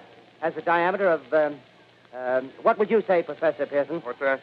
What would you say, what's the diameter of this? About 30 yards. About 30 yards. The metal on the sheath is, well, I've never seen anything like it. The color is sort of yellowish white. It's curious. Spectators now are pressing close to the object in spite of the efforts of the police to keep them back. Getting in front of my line of vision. Would you mind standing one side, please? While the police are pushing the crowd back. Here's Mr. Wilmot, owner of the farm here. He may have some interesting facts to add. Mr. Wilmot, would you please tell the radio audience as much as you remember of this rather unusual visitor that dropped in your backyard? A step closer, please. Ladies and gentlemen, this is Mr. Wilmot. Well, I was listening to the radio. Closer and louder, please. Pardon me? Louder, please, closer. Yes. I was listening to the radio and kind of drowsing. That professor fellow was talking about Mars, so I was half dozing and half... Yes, Mr. Wilmot, and then what happened? Well, as I was saying, I was listening to the radio, kind of halfway. Yes, Mr. Wilmot, and then you saw something. Well, not first off. I heard something. And what did you hear? A hissing sound like this. Kind of like a 4th of July rocket. Yes, then what? I turned my head out the window and would have sworn I was asleep and dreaming. Yes? I seen a kind of greenish streak and then zingo. Something smacked the ground, knocked me clear out of my chair. Well, were you frightened, Mr. Wilmot? Well, I ain't quite sure. I reckon I was kind of riled. Well, thank you, Mr. Wilmot. Thank you very much. Yeah, you want me to tell No, that's some quite more? all right. That's plenty. Ladies and gentlemen, you've just heard Mr. Wilmot, owner of the farm where this thing has fallen. Okay, so now we go from these things are happening, anomalous hydrogen blasts from Mars approaching Earth. We have a particular astronomer that says life on Mars is 1,000 to 1. There's no chance. And then how do you explain this? He says, I don't know. I don't have an answer. Then we go to the university to lend credence. So now we're on the scene of where something has actually crash landed in this individual's farm, which is they were interviewing live, and that's what we're hearing. So now it's gotten real. So we've gone from there's something happening out there to bam, something landed here, and then what? Now what do we do from this point, right? So things start to get hot, and the way this thing started, right? Again, pretty innocently seeming. Things happen in the heavens all the time that we can't explain. So whatevs, right? But then it gets hot. This thing lands. Something crash lands on this farm. There's military activity about to happen, and there's all kinds of stuff. And so, how scary is this? If you didn't know this was real, imagine tuning in after they described it was a radio drama called War of the Worlds by Orson Welles and all this other stuff, and you tuned in 10 minutes late, and yeah, it's scary. Not scary. Annoyance 808 What's Up on YouTube says a lot of people think the Earth is flat. What do you think? If I was a betting person, and I live in Vegas, so I'm not, because otherwise you can't live in Vegas. If I was, though, and I had to put money on it with the flat Earth thing, I think, honestly, it's some sort of disinformation campaign to make conspiracy theorists look like dunces. That's my take. I do not believe the Earth is flat. I think there's too much evidence to the contrary. I do question lots of things in this, in the Earth, but I no. Flat Earth, no. I don't think that's one of them. I don't think that's something we should waste time on, and et cetera, so on. Okay, so, but again, I hope I like to think I have an open mind. So if you have a compelling argument, I'd love to hear it. And this is live. So if you want to call in and tell me about Flat Earth, 702-957-1037, anytime. So we're going to be streaming quite a bit more in the future here, I hope.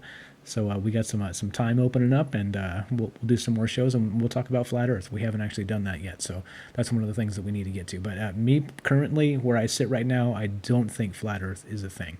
I think it's some sort of the sinister disinformation campaign. That's what I think, if I had to put money on it. Okay, so there we go. So we War of the Worlds. And so the question tonight is, if there's life on Mars, what kind of life? What kind of life is there? Is it microbes? Is it reptilians? And are they coming to get us? And if they are, don't you think the CIA would like to know how we would react? Project Bluebeam, War of the Worlds. Anyway, so we're going to continue with this, and you're welcome to call at any time and comment. I'll read the chat as I can, but we're going to get through most of this, and then we'll do part 2 when it really heats up. In part 2, we'll finish that on the next show and continue with some more life on Mars stuff. And as Gregory was saying, some of the things that were growing there, maybe we'll touch on the Martian and then propaganda and some of this. But all right, here we go. Action. Next clip. Go. I wish I could convey the atmosphere, the background of this fantastic scene. Hundreds of cars are parked in a field in back of us, and the police are trying to rope off the roadway leading into the farm, but it's no use. They're breaking right through. The car's headlights throw an enormous spotlight on the pit where the object's half buried. Now, some of the more daring souls now are venturing near the edge. Their silhouettes stand out against the metal sheen. One man wants to touch the thing. He's having an argument with the policeman. Now, the policeman wins. Now, ladies and gentlemen, there's something I haven't mentioned in all this excitement, but it's becoming more distinct. Perhaps you've caught it already on your radio. Listen, please. Do you hear it? It's a curious humming sound that seems to come from inside the object. I'll move the microphone nearer. Here. Now, we're not more than 25 feet away. Can you hear it now? Professor Pearson? Yes, Mr. Crow. Can you tell us the meaning of that scraping noise inside the thing? Possibly the unequal cooling of its surface. I say, do you still think it's a meteor, Professor? I don't know what to think.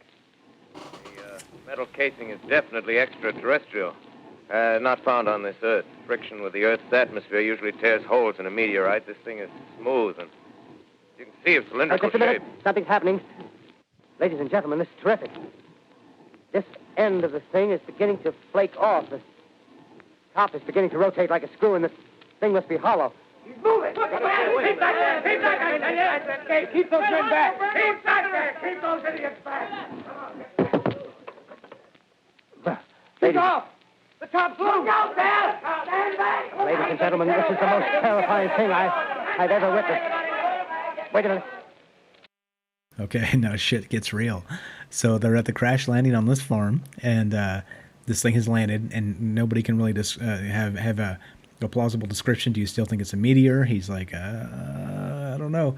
And then it starts opening. The thing cracks open, and everybody starts panicking because it's moving. This thing is crash landed on a farm, and so supposedly they're crash landing everywhere. This is just one isolated incident, but it's happening in other places as well. So we're talking full-on alien invasion. 1938. This was War of the Worlds, the original radio broadcast, and yeah. So again, we're talking about life on Mars tonight, and War of the Worlds, and how it ties in. And what do you think? Do you think there is life on Mars? And if there is, microbes, reptilians, or none of the above? And specifically about War of the Worlds, did you think this was some sort of CIA psyop, where a gain-of-function exercise where they wanted to see how the populace would react to a possible alien invasion? Who knows? Armando, what's up, says it was a great radio. I agree 100%. Definitely good stuff. And then Christopher says, maybe the aliens can fix my arm. My arm is driving me insane. I shattered my humerus, and it hurts like hell. Holy crap, man. I'm sorry to hear that. That's no fun at all. That's a big bone to shatter. Heal fast, heal up, and hopefully we can give you something to do in your spare time. Okay, so as you heal in your healing time. Okay, so there we go. So we have this thing crash lands. Whatever it is cracks open, and you heard people in the actual broadcast there start to panic. So 1938, War of the Worlds. There's very very limited television, if at all yet. I think it existed, but no, not everybody had it. And yeah, so we have problems here. We have serious problems. something's cracking open like an egg and moving, and they don't know what to make of it. So you heard the panic, and let's see where it continues from there. Action. Someone calling someone or something. I can see turning out of that black hole two luminous discs. The eyes, it might be a face, might be almost good heavens. Something wriggling out of the shadow like a gray snake. Now it's another one, and another one, and another one. They look like tentacles to me. Oh, yeah, I can see the thing's body. Now it's large as a bear. It glistens like wet leather, but that face, ladies and gentlemen, it's indescribable. I can hardly force myself to keep looking at it. It's so awful. The eyes are black, and they gleam like a serpent. The mouth is kind of V-shaped with saliva dripping from its rimless lips. It seems to quiver and pulsate, and the monster, or whatever it is, can hardly move. It seems weighed down by possibly gravity or something. The thing's rising up now, and the crowd falls back. They've seen plenty. The most extraordinary experience, ladies and gentlemen. I can't find words. Well, I'll pull this microphone with me as I talk. I'll have to stop the description until I can take a new position. Hold on, will you, please? I'll be right back in a minute.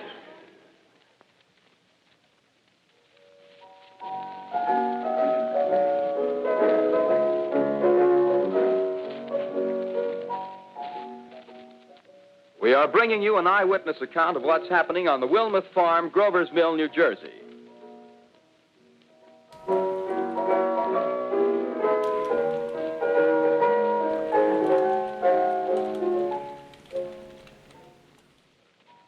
We now return you to Carl Phillips at Grover's Mill. Ladies and gentlemen, am I on? Ladies and gentlemen, here I am, back of a stone wall that adjoins Mr. Wilmuth's garden. From here, I get a sweep of the whole scene. I'll give you every detail as long as I can talk and as long as I can see. More state police have arrived. They're drawing up a cordon in front of the pit. About 30 of them. No need to push the crowd back now. They're willing to keep their distance. The captain's conferring with someone. Can't quite see who. Oh, yes, I believe it's Professor Pearson. Yes, it is. Now they've parted, and the professor moves around one side, studying the object while the captain and two policemen advance with something in their hands. I can see it now. It's a white handkerchief tied to a pole. Flag of truce. If those creatures know what that means, what anything means. Wait a minute, something's happening. A humped shape is rising out of the pit. I can make out a small beam of light against a mirror. What's that? There's a jet of flame springing from the mirror, and it leaps right at the advancing men. It strikes them head on. Lord, they're turning into flames. Now the whole field's caught up by the woods, the barns, the gas tanks of the automobiles spreading everywhere. It's coming this way now, about 20 yards to my right. Okay, now shit's really getting real. We got people screaming on the radio. There appears to be casualties, possibly death happening. And if you saw what they described when that thing cracked open, it was snakes, slithering dark snakes. One of them, two of them, three of them, four of them, and they didn't know what they were. And so these things have crash landed from Mars, and there's these snake-like shadows that are coming out of this object that crashed, and then we have this, and people screaming on the radio. So so now this is the thing, right? So think about today. If this was happening, and you had even one bit of concern, you could probably tune into television news. You could check the internet. You could there's probably Twitter. You could there's like 1,000 ways today that we could check and find out if this was real or not real, right? We'd be able to find this out. But what do you do? So back in 1938, you would open up the phone book, right? You would call 911. You would call the operator. You would try and find somebody who could confirm this was happening. But there's people screaming and appear to be dying on the radio as some sort of live broadcast as the aliens come. How terrifying is that? And so you can't. Right? I don't know. I think this is probably as good a gain of function exercise as you could have, because what do? Yeah, I'd look out my window for sure and be like, "Whoa, is it happening here?" Yeah, that was Grover's Mill, and yeah, it's crazy stuff. Okay, so that's what was happening. That's what's going on. War of the Worlds. So what do you guys think? Again, the question of the night. Life on Mars, what do you think? Microbes, reptilians, something in between? And what did you think about War of the Worlds when the aliens from Mars come to get us? Is this innocent audio drama or some sort of sinister CIA psyop? That's another good question, I think. Okay, and let me know. So do call. Live show tonight. So if you're listening on Sunday night on the Pacific Coast, it is It is, yeah, we're live. We're definitely live. If you call this number right there, 702-957-1037. I can't say it, 1037. It's a Las Vegas area code. You can get on the show. What do you think about this?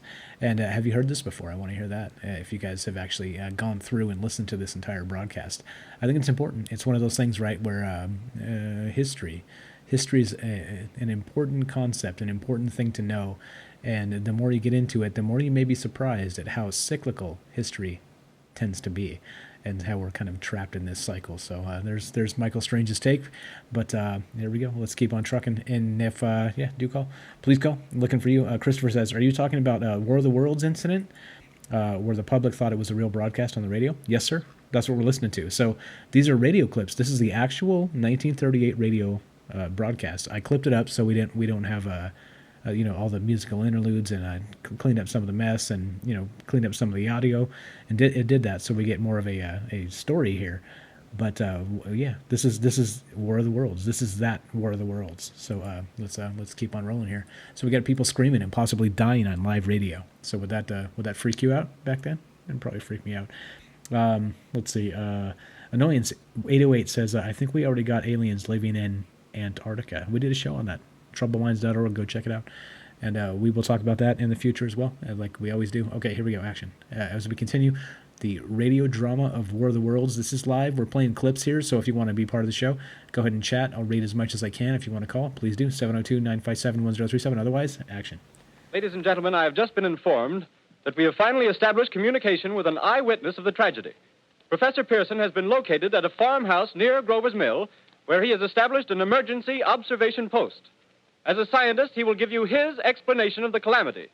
The next voice you hear will be that of Professor Pearson, brought to you by direct wire. Professor Pearson.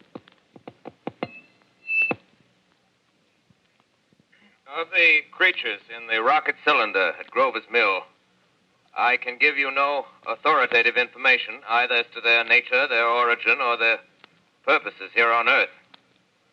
Of their destructive instrument, I might venture some conjectural explanation. For want of a better term, I shall refer to the mysterious weapon as a heat ray. It's all too evident that these creatures have scientific knowledge far in advance of our own. It's my guess that in some way they are able to generate an intense heat in a chamber of practically absolute non-conductivity. This intense heat they project in a parallel beam against any object they choose by means of a polished parabolic mirror of unknown composition, much as the mirror of a lighthouse projects a beam of light. That is my conjecture of the origin of the heat ray. Thank you, Professor Pearson. Ladies and gentlemen, here is a bulletin from Trenton. It is a brief statement informing us that the charred body of Carl Phillips has been identified in a Trenton hospital. Now, here's another bulletin from Washington, D.C. The Office of the Director of the National Red Cross reports 10 units of Red Cross emergency workers have been assigned to the headquarters of the state militia, stationed outside of Grover's Mill, New Jersey. Here's a bulletin from State Police, Princeton Junction.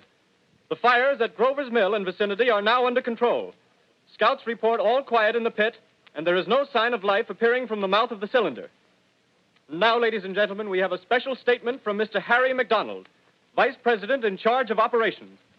We have received a request from the State Militia of Trenton to place at their disposal our entire broadcasting facilities. In view of the gravity of the situation, and believing that radio has a responsibility to serve in the public interest at all times, we are turning over our facilities to the State Militia at Trenton. Okay, so as we see, we get officials involved. It is getting crazy. We don't know what to do. There's chaos here. Again, these things have landed from Mars and cracked open, and there's people screaming and dying on the radio. How would you feel? And again, remember, this is a time when you're probably, if you're listening to this and you're really concerned that this is happening, you're flooding 911, you're loading up your guns, you're bringing your friends, wink, wink, if you know what I'm saying, and you're trying to figure out what the hell's going on here. And this is a little bit terrifying to me. And so they're talking about official institutions and talking about actual shenanigans. Alien invasion. This is actual alien invasion. This is pretty crazy stuff. Yeah, Armando says those people were going crazy. I would think, right? I would think. Being not used to this, let's see. Resume your broadcast if you have the rights to share. Otherwise, blah, blah, blah, blah, blah. Okay, they keep trying to shut it down. We're going to keep rolling. So until they shut this bitch down, we're going to keep rolling. So if this ends up shut down, then we'll do this some other way. And but anyway, I think we can finish it because it just keeps doing pop-ups that say, yeah, your copyright violation, whatever. Okay, so there we go. Dale says, what's the Orson Welles in his early 20s when he broadcasted this? I'm not sure how old he was, but yes, he was a younger-ish man. Okay, so there we go. Shit is hitting the fan, let's say. And we have aliens, we have Grover's Mill, the farm, we got the snakes coming out, we got official institutions that don't know what to say, and it continues. So it continues. Let us continue. But again, the question tonight, and something for you to think about, is what level of life is on Mars, if at all? Is it microbes? Is it reptilians? And then back to War of the Worlds, where the life on Mars comes to attack us here. How do you feel about that? And do you think this was some sort of CIA psyop? Kind of what I think it was. It was some sort of or were they? Maybe was that before the CIA? I think it. Let's see. 1947 was the Roswell crash, and then they did the National Security Act just after that. So, and probably created the CIA in 47. I think that's just top ahead spitballing. So maybe this was pre National Security Act of 1947. So maybe they didn't operate in this level of what would you call it, of clandestine operations, let's say. I don't know. Am I being naive? What do you think? What do you think? I don't know. Okay, let's continue. We got a few more of these to go, and then we'll finish this up tonight, and then we'll finish up the second half because it's very long. It's about an hour solid, and we got other things to talk about as well. So we'll finish up the first half, and then the next show, which we'll do on Tuesday. We're streaming on Tuesday night, and then we're going to stream on Friday night as well to make up for the past Friday stream that we missed. So we are doing 3 times this week, so we're going to do Tuesday night. We'll finish this up, and then we'll do some other stuff. I got some sweet stuff on deck, and including those alien metamaterials from Linda Moulton Howe. So there's additional details that have been released from her, and where that came from. It was rumored to come from Art Bell and the actual Roswell crash. So we got some stuff to talk about there. So we will do that. But for now, we're going to finish War of the Worlds and life on Mars, and let us continue, shall we? Action. The battle which took place tonight at Grover Mills has ended in one of the most startling defeats ever suffered by an army in modern times. 7,000 men armed with rifles and machine guns pitted against a single fighting machine of the invaders from Mars. 120 known survivors. The rest strewn over the battle area from Grover's Mill to Plainsboro, crushed and trampled to death under the metal feet of the monster, or burned to cinders by its heat ray. The monster is now in control of the middle section of New Jersey and has effectively cut the state through its center. Communication lines are down from Pennsylvania to the Atlantic Ocean. Railroad tracks are torn and service from New York to Philadelphia discontinued, except routing some of the trains through Allerton and Phoenixville. Highways to the north, south, and west are clogged with frantic human traffic. Police and army reserves are unable to control the mad flight. By morning, the fugitives will have swelled Philadelphia, Camden, and Trenton. It is estimated to twice their normal population. Martial law prevails throughout New Jersey and eastern Pennsylvania. At this time, we take you to Washington for a special broadcast on the national emergency. The Secretary of the Interior. Citizens of the nation, I shall not try to conceal the gravity of the situation that confronts the country, nor the concern of your government in protecting the lives and property of its people. However, I wish to impress upon you, private citizens and public officials, all of you, the urgent need of calm and resourceful action. Fortunately, this formidable enemy is still confined to a comparatively small area, and we may place our faith in the military forces to keep them there. In the meantime, placing our faith in God, we must continue the performance of our duties, each and every one of us, so that we may confront this destructive adversary with a nation united, courageous, and consecrated to the preservation of human supremacy on this earth. I thank you. Thank you. Notice for the official government response, they went to the Secretary of the Interior. That's so cute. It's adorable. It's really adorable. But it's still right. It's from the audio drama. It's an official government spokesperson. So they say, and so it lends credence to that of whatever we're doing here, which is alien invasion. Which is crazy stuff. Kurt says everyone knew FDR's voice. Yeah, right. And let's see, Armando, this is my first time in this party you are having here. It's great, thanks. Hey, I appreciate it, man. Go back and listen, man. Troubleminds.org, the official website. There's my official commercial. Go back and check it out, man. We got all kinds of really, really good shit that we've talked about, in my opinion. Well, I'm just one dude, but this is nuts. This is nuts. Okay, so we're gonna continue. We got 2 more clips for War of the Worlds Part 1. Next time we'll do Part 2. But more important, again, think about it. So go back to 1938 and say, all right, is it possible the government was doing this sort of thing to get information on how they could maybe manipulate the future, right? Maybe they could maybe they were taking notes on the data. And everybody says this, right? This is the thing.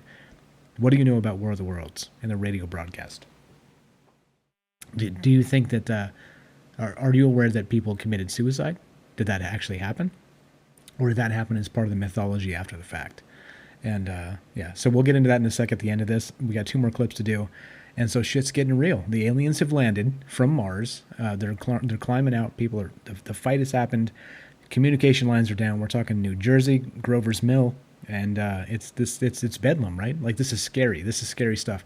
And think about the time again. You couldn't go on the internet. You could only make phone calls, and that was it. That was it. You can't. Everything's closed. It's a Sunday night. It was a Sunday night audio drama, just like we're doing tonight. Less drama, Sunday night though, but we're doing it. And so it was the same sort of thing. You couldn't right now. You can't call an official office because you dial, and it goes to, now it would be voicemail. Then it would probably just ring, because there's nobody there. All the officials they went home, right? Nobody works till midnight in the government.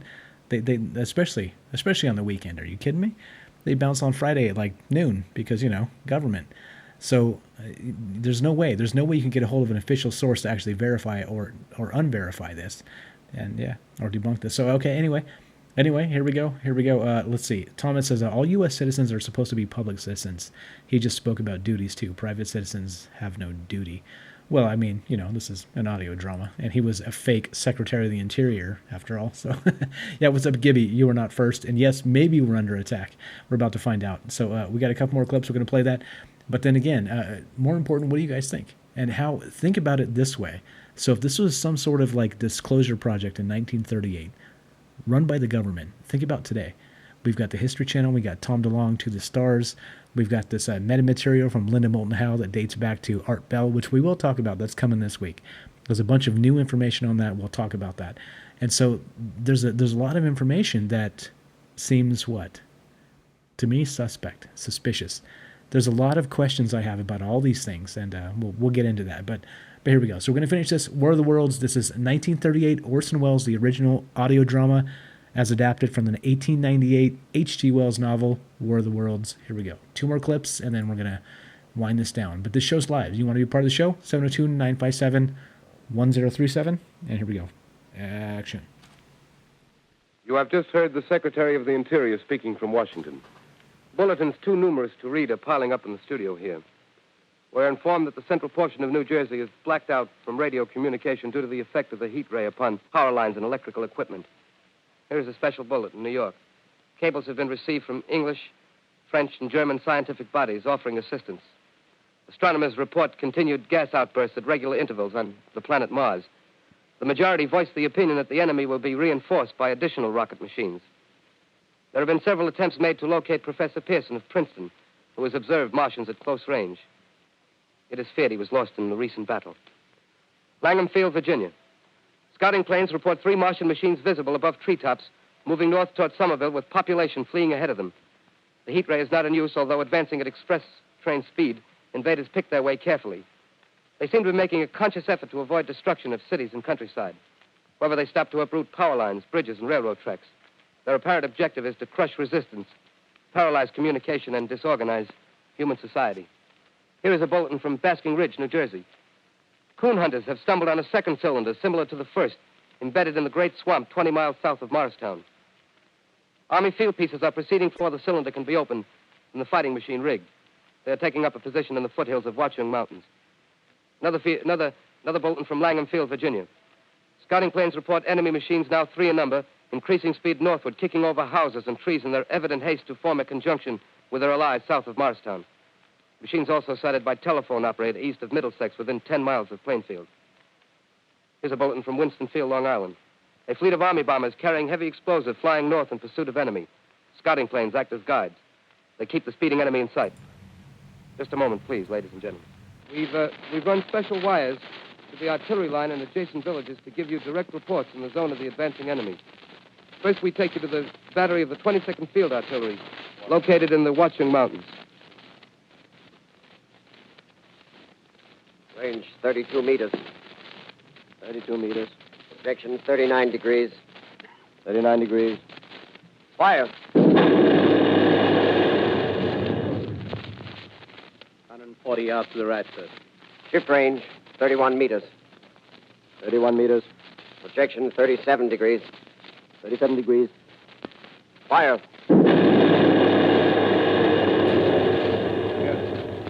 Hit, sir. Got the tripod of one of them. They're stopped. The others are trying to repair it. Quick, get the range. Shift 30 meters. 30 meters. Projection 27 degrees. 27 degrees. Fire. Can't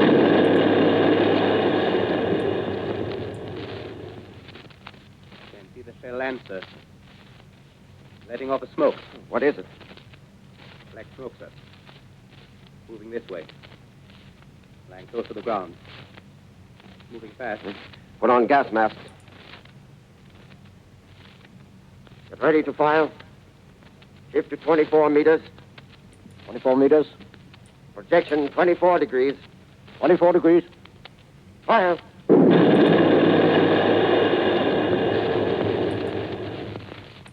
Still can't see, sir.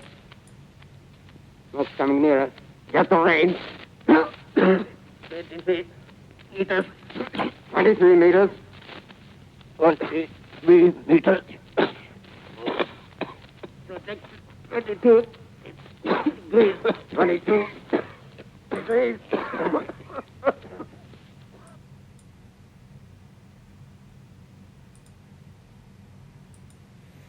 Okay, so we have a bomber squadron, we have a fight, we have somebody choking at the end, putting on gas masks. This is an actual battle going on. Yeah, Kurt says that you get this as just a radio drama, right? Yeah, of course.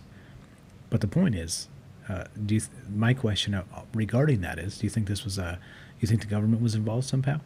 Of course, they were interested after the fact, but do you think they were involved with Orson Welles in the beginning? In the very beginning when he put this together? That's kind of the question here. And let's see. Gregory says, the forward observers for the artillery are shit. Yeah, because we're losing. We're getting our asses beat.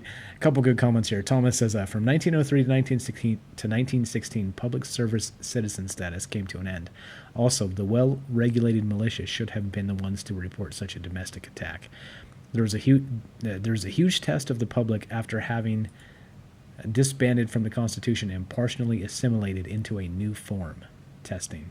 So you're saying this is a test. You agree with me? This is some sort of test on the populace, on the constitutional condition that they supposedly had at the time. I don't know. This was a wartime. Remember, 1938. Hitler's on the move. War in beginning in Europe, and all kinds of nastiness happening. So, yeah. So Thomas says yes, but the public didn't take it that, did they? Okay, yeah. Okay, what's up, Prince? Thanks for showing up. What's Rudy? Rudy, thanks for being here. And don't jump, Gibby. Don't jump. It's not that serious. Not that serious. Okay, so we got one more clip we're going to play tonight. This gets us about halfway through War of the Worlds. We'll continue the second half in the next show, which will be Tuesday night. So if you guys are into this and like the show, we're going to continue this, and we're going to talk about more life on Mars. So we'll do, on Tuesday night, we'll do the second half of War of the Worlds, and then we'll also do what sort of life has been reported to live on Mars from different sources, esoteric sources, conspiracy type tinfoil hat sources. So that's what we're going to do on Tuesday. So if you're into this, we're going to continue this. And then Friday, we got some good stuff coming from maybe some alien metamaterials and Linda Moulton Howe. So she's not going to be on the show. We're not that big. But that's what's happening. That's what we're going to talk about, because she recently came out and did an interview where she talked about the actual bismuth and magnesium and those metamaterials that Tom DeLonge got and now is partnered with the government with.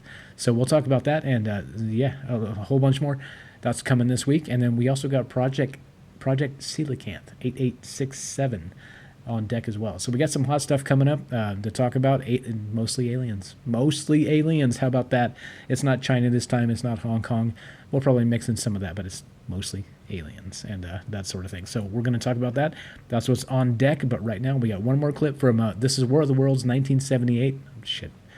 1938. Holy moly, 78. 1938 War of the Worlds radio drama, and it as produced and acted even, because Orson Welles is in this, by Orson Welles, based on the novel by H.G. Wells from 1898. Okay, here we go. Last clip for the night, and then I want to hear from you. So what do you think? Do you think this was, a radio enactment that was just innocent and they were looking for ratings and whatever? There's a story we'll get into in just a second about that, about what's reported today, right? Again, rewriting history, I think, sort of thing, because you never really know. But here we go. So here's the last clip, and then we'll continue this on Tuesday. But we're not done yet. So don't go away just yet. Here we go. Last clip. Action.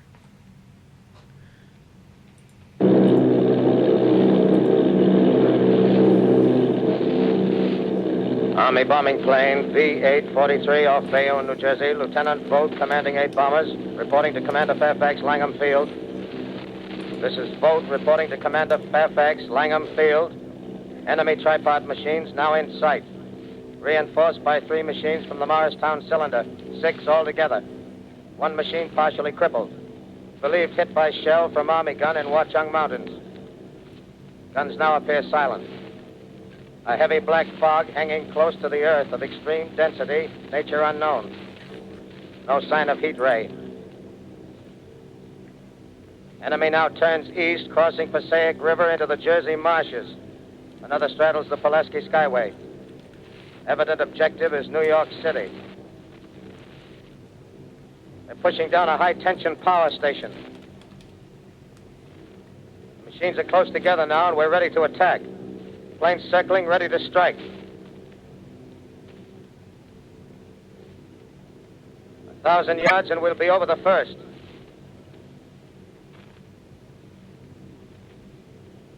$800 yards.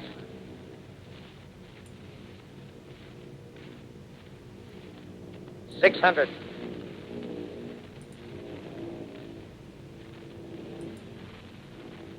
$400.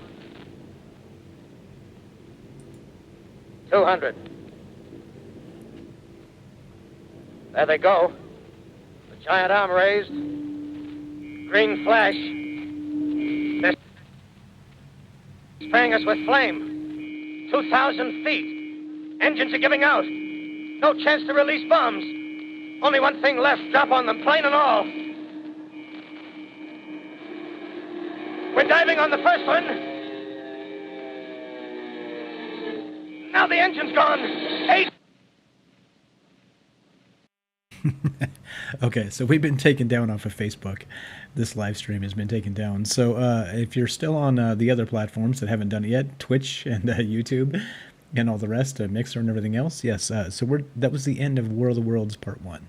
And so there's now we have an airplane and fighting the enemy, which is the aliens at this point, and it ends. You see how it quickly got cut off, and it was silent. That was intentional. So you have sound effects. You have airplanes flying around in this thing. If you really think about it, right? So how can you have some sort of radio drama that has that level of sound effects and live broadcasting with the plane and et cetera, so on. Okay, so there we go. There's the final clip. We're going to have to find some way to inoculate against that next time. I think I have to be faster on the button and just say, yep, continue streaming, because it keeps popping up. And if I miss it, I think it shut us down. But you're not doing it right if you're not getting taken down. So there we go. Anyway, so this will continue. I'm gonna finish this up real quick. So if anybody out there still listening, I know you guys are on Facebook got bounced, but if anybody else wants to have comments on this, what do you think? Of course, it was a obvious radio drama if you really thought about it, but did it get people riled up? Did people actually jump? As Gibby says, what's up?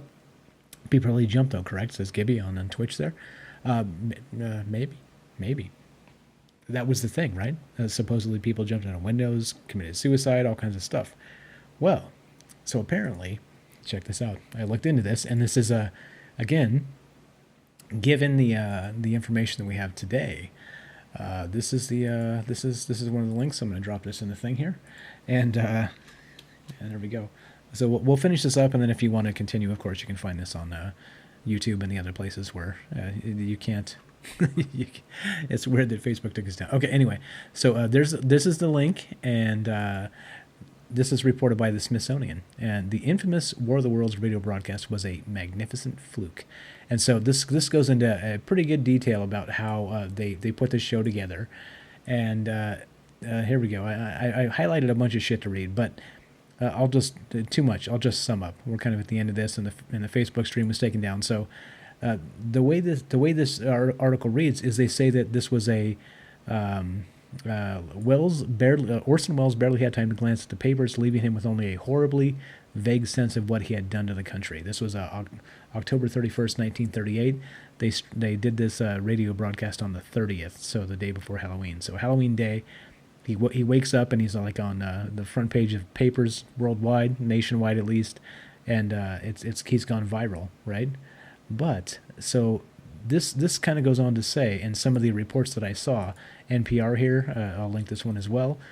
They say that 75 years ago, the War of the Worlds started a panic. War of the Worlds started this panic, or did it? And so I guess, what's up, King Norcalian? How you doing, buddy? Thanks for showing up. We're talking about War of the Worlds, and did people actually really jump and commit suicide? And life on Mars and the rest of this? Yeah. So according to the Smithsonian and NPR, of course, which are, what would you call them? I would call them government sources, is what I would call them. But they say that these things didn't happen. And let's see, according to Radiolab, about 12 million people were listening when Wells' broadcast came on the air, and about 1 in every 12 thought it was true. And some percentage of that 1 million people ran out of their homes. So this constitutes a major freakout, right? Is what he was saying. So, and then it continues to say that far fewer people heard the broadcast. It was actually the night the program aired, the CE Hooper Ratings Service telephoned 5,000 households for its national ratings survey.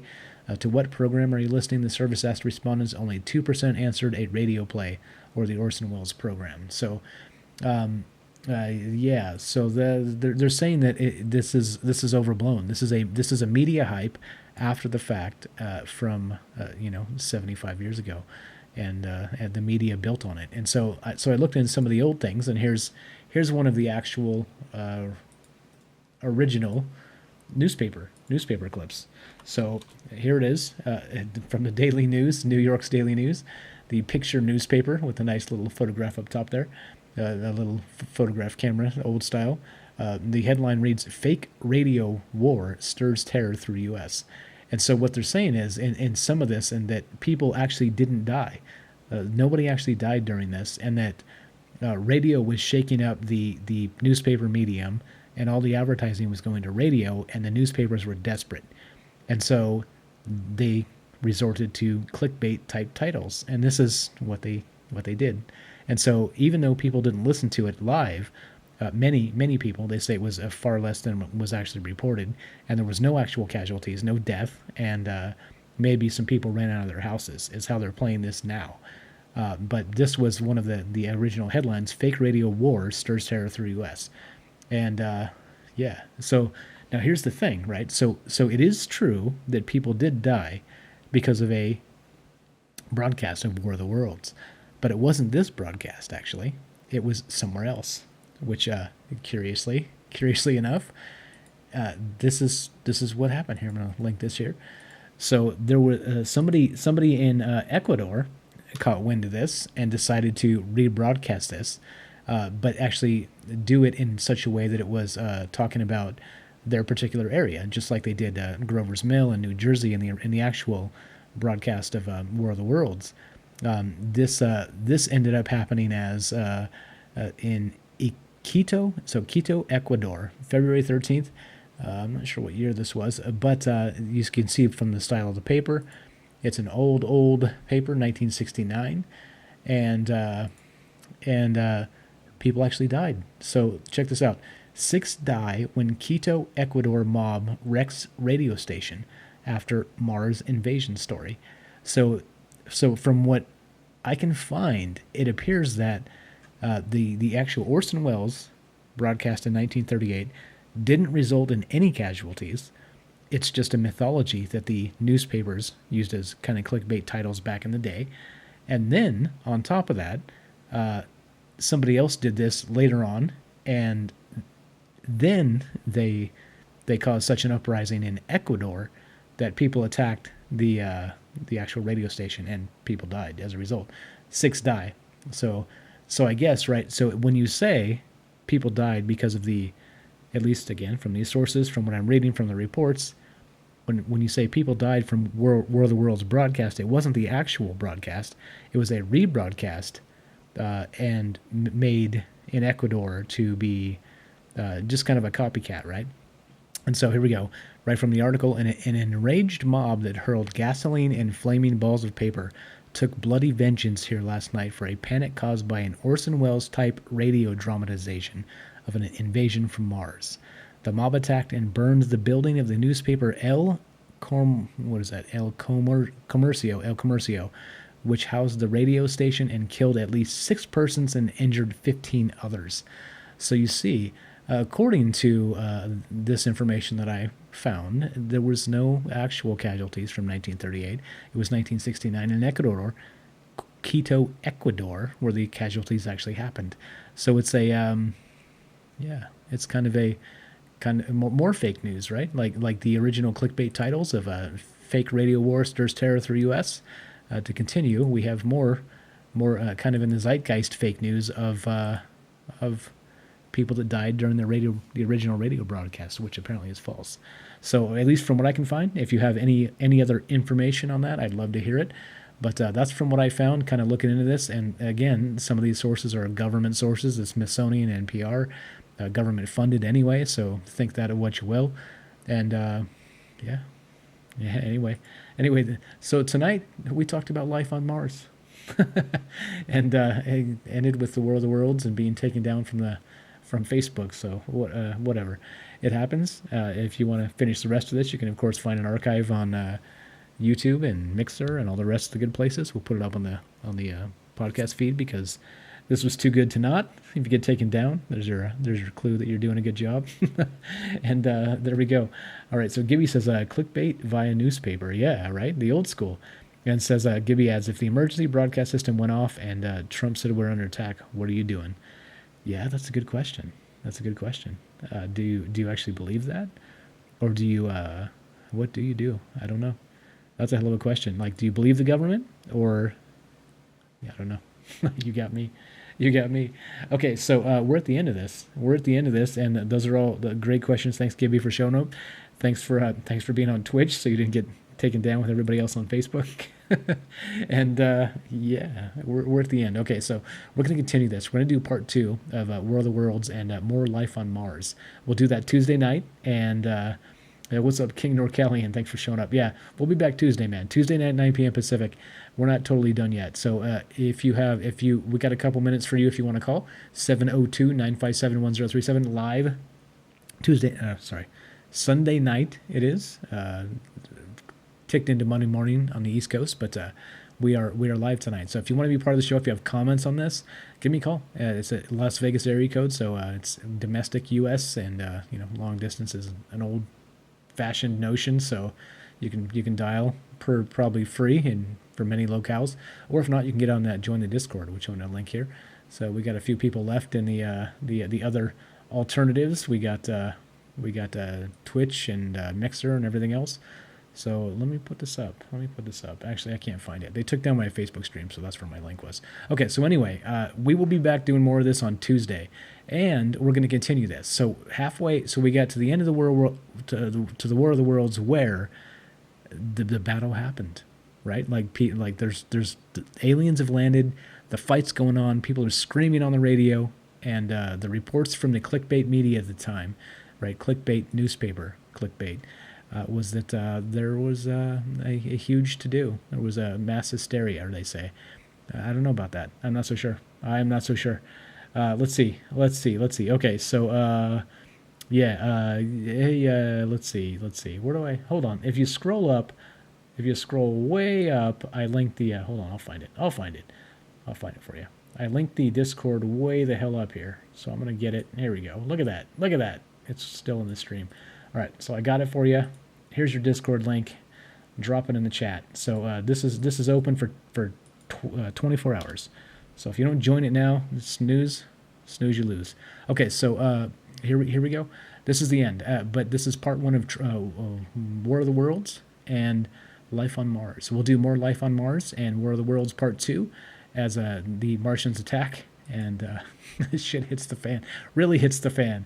But for right now, this is the end. And if I don't get a phone call in the next couple minutes, I'm going to play some outro music and tell you how you can help us if you want to continue the streams, and tell your friends and support us and all that good stuff. There's places you can go do that, and I will do that. But if you want to call, please do. I'll put up the phone number one more time, 702-957-1037, and you can join the Discord, which I just put in the chat there. So here we go. There we go. As we end this, what are we listening to? You know what you're listening to. It's this. Trouble Minds Radio. And as we end, yeah. You're listening to Trouble Minds Radio.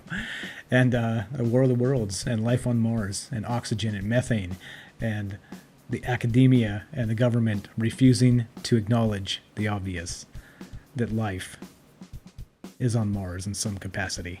And so I thought it fitting to play War of the Worlds tonight. We'll continue with part 2 on Tuesday night at 9 p.m. Pacific. Join us then. But for the time being, we're winding this down. We're going to be done in just a second here. So if you want to help, if you enjoyed the conversation, we talk about all things, not just aliens, the conspiracy, paranormal, and everything in between, the 24-hour news cycle, propaganda, etc., so on. We do all of that. If you like this type of stuff. And by the way, we're beholden to nobody. We have no sponsors. We're beholden to you and ourselves, and that's it. And so, in my opinion, that makes it more valuable than many things. So that's what we do. And if you want to help, go to troubledminds.org. It's the official website. You can find all our socials there. Do all the things, like and share. Let your friends know they're like-minded, open-minded, and like to talk about these things. We don't have answers.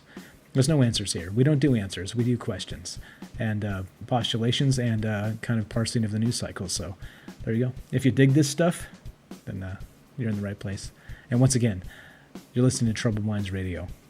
And I'm your host, Michael Strange. And thank you for listening. And from my troubled mind to yours, have a great night.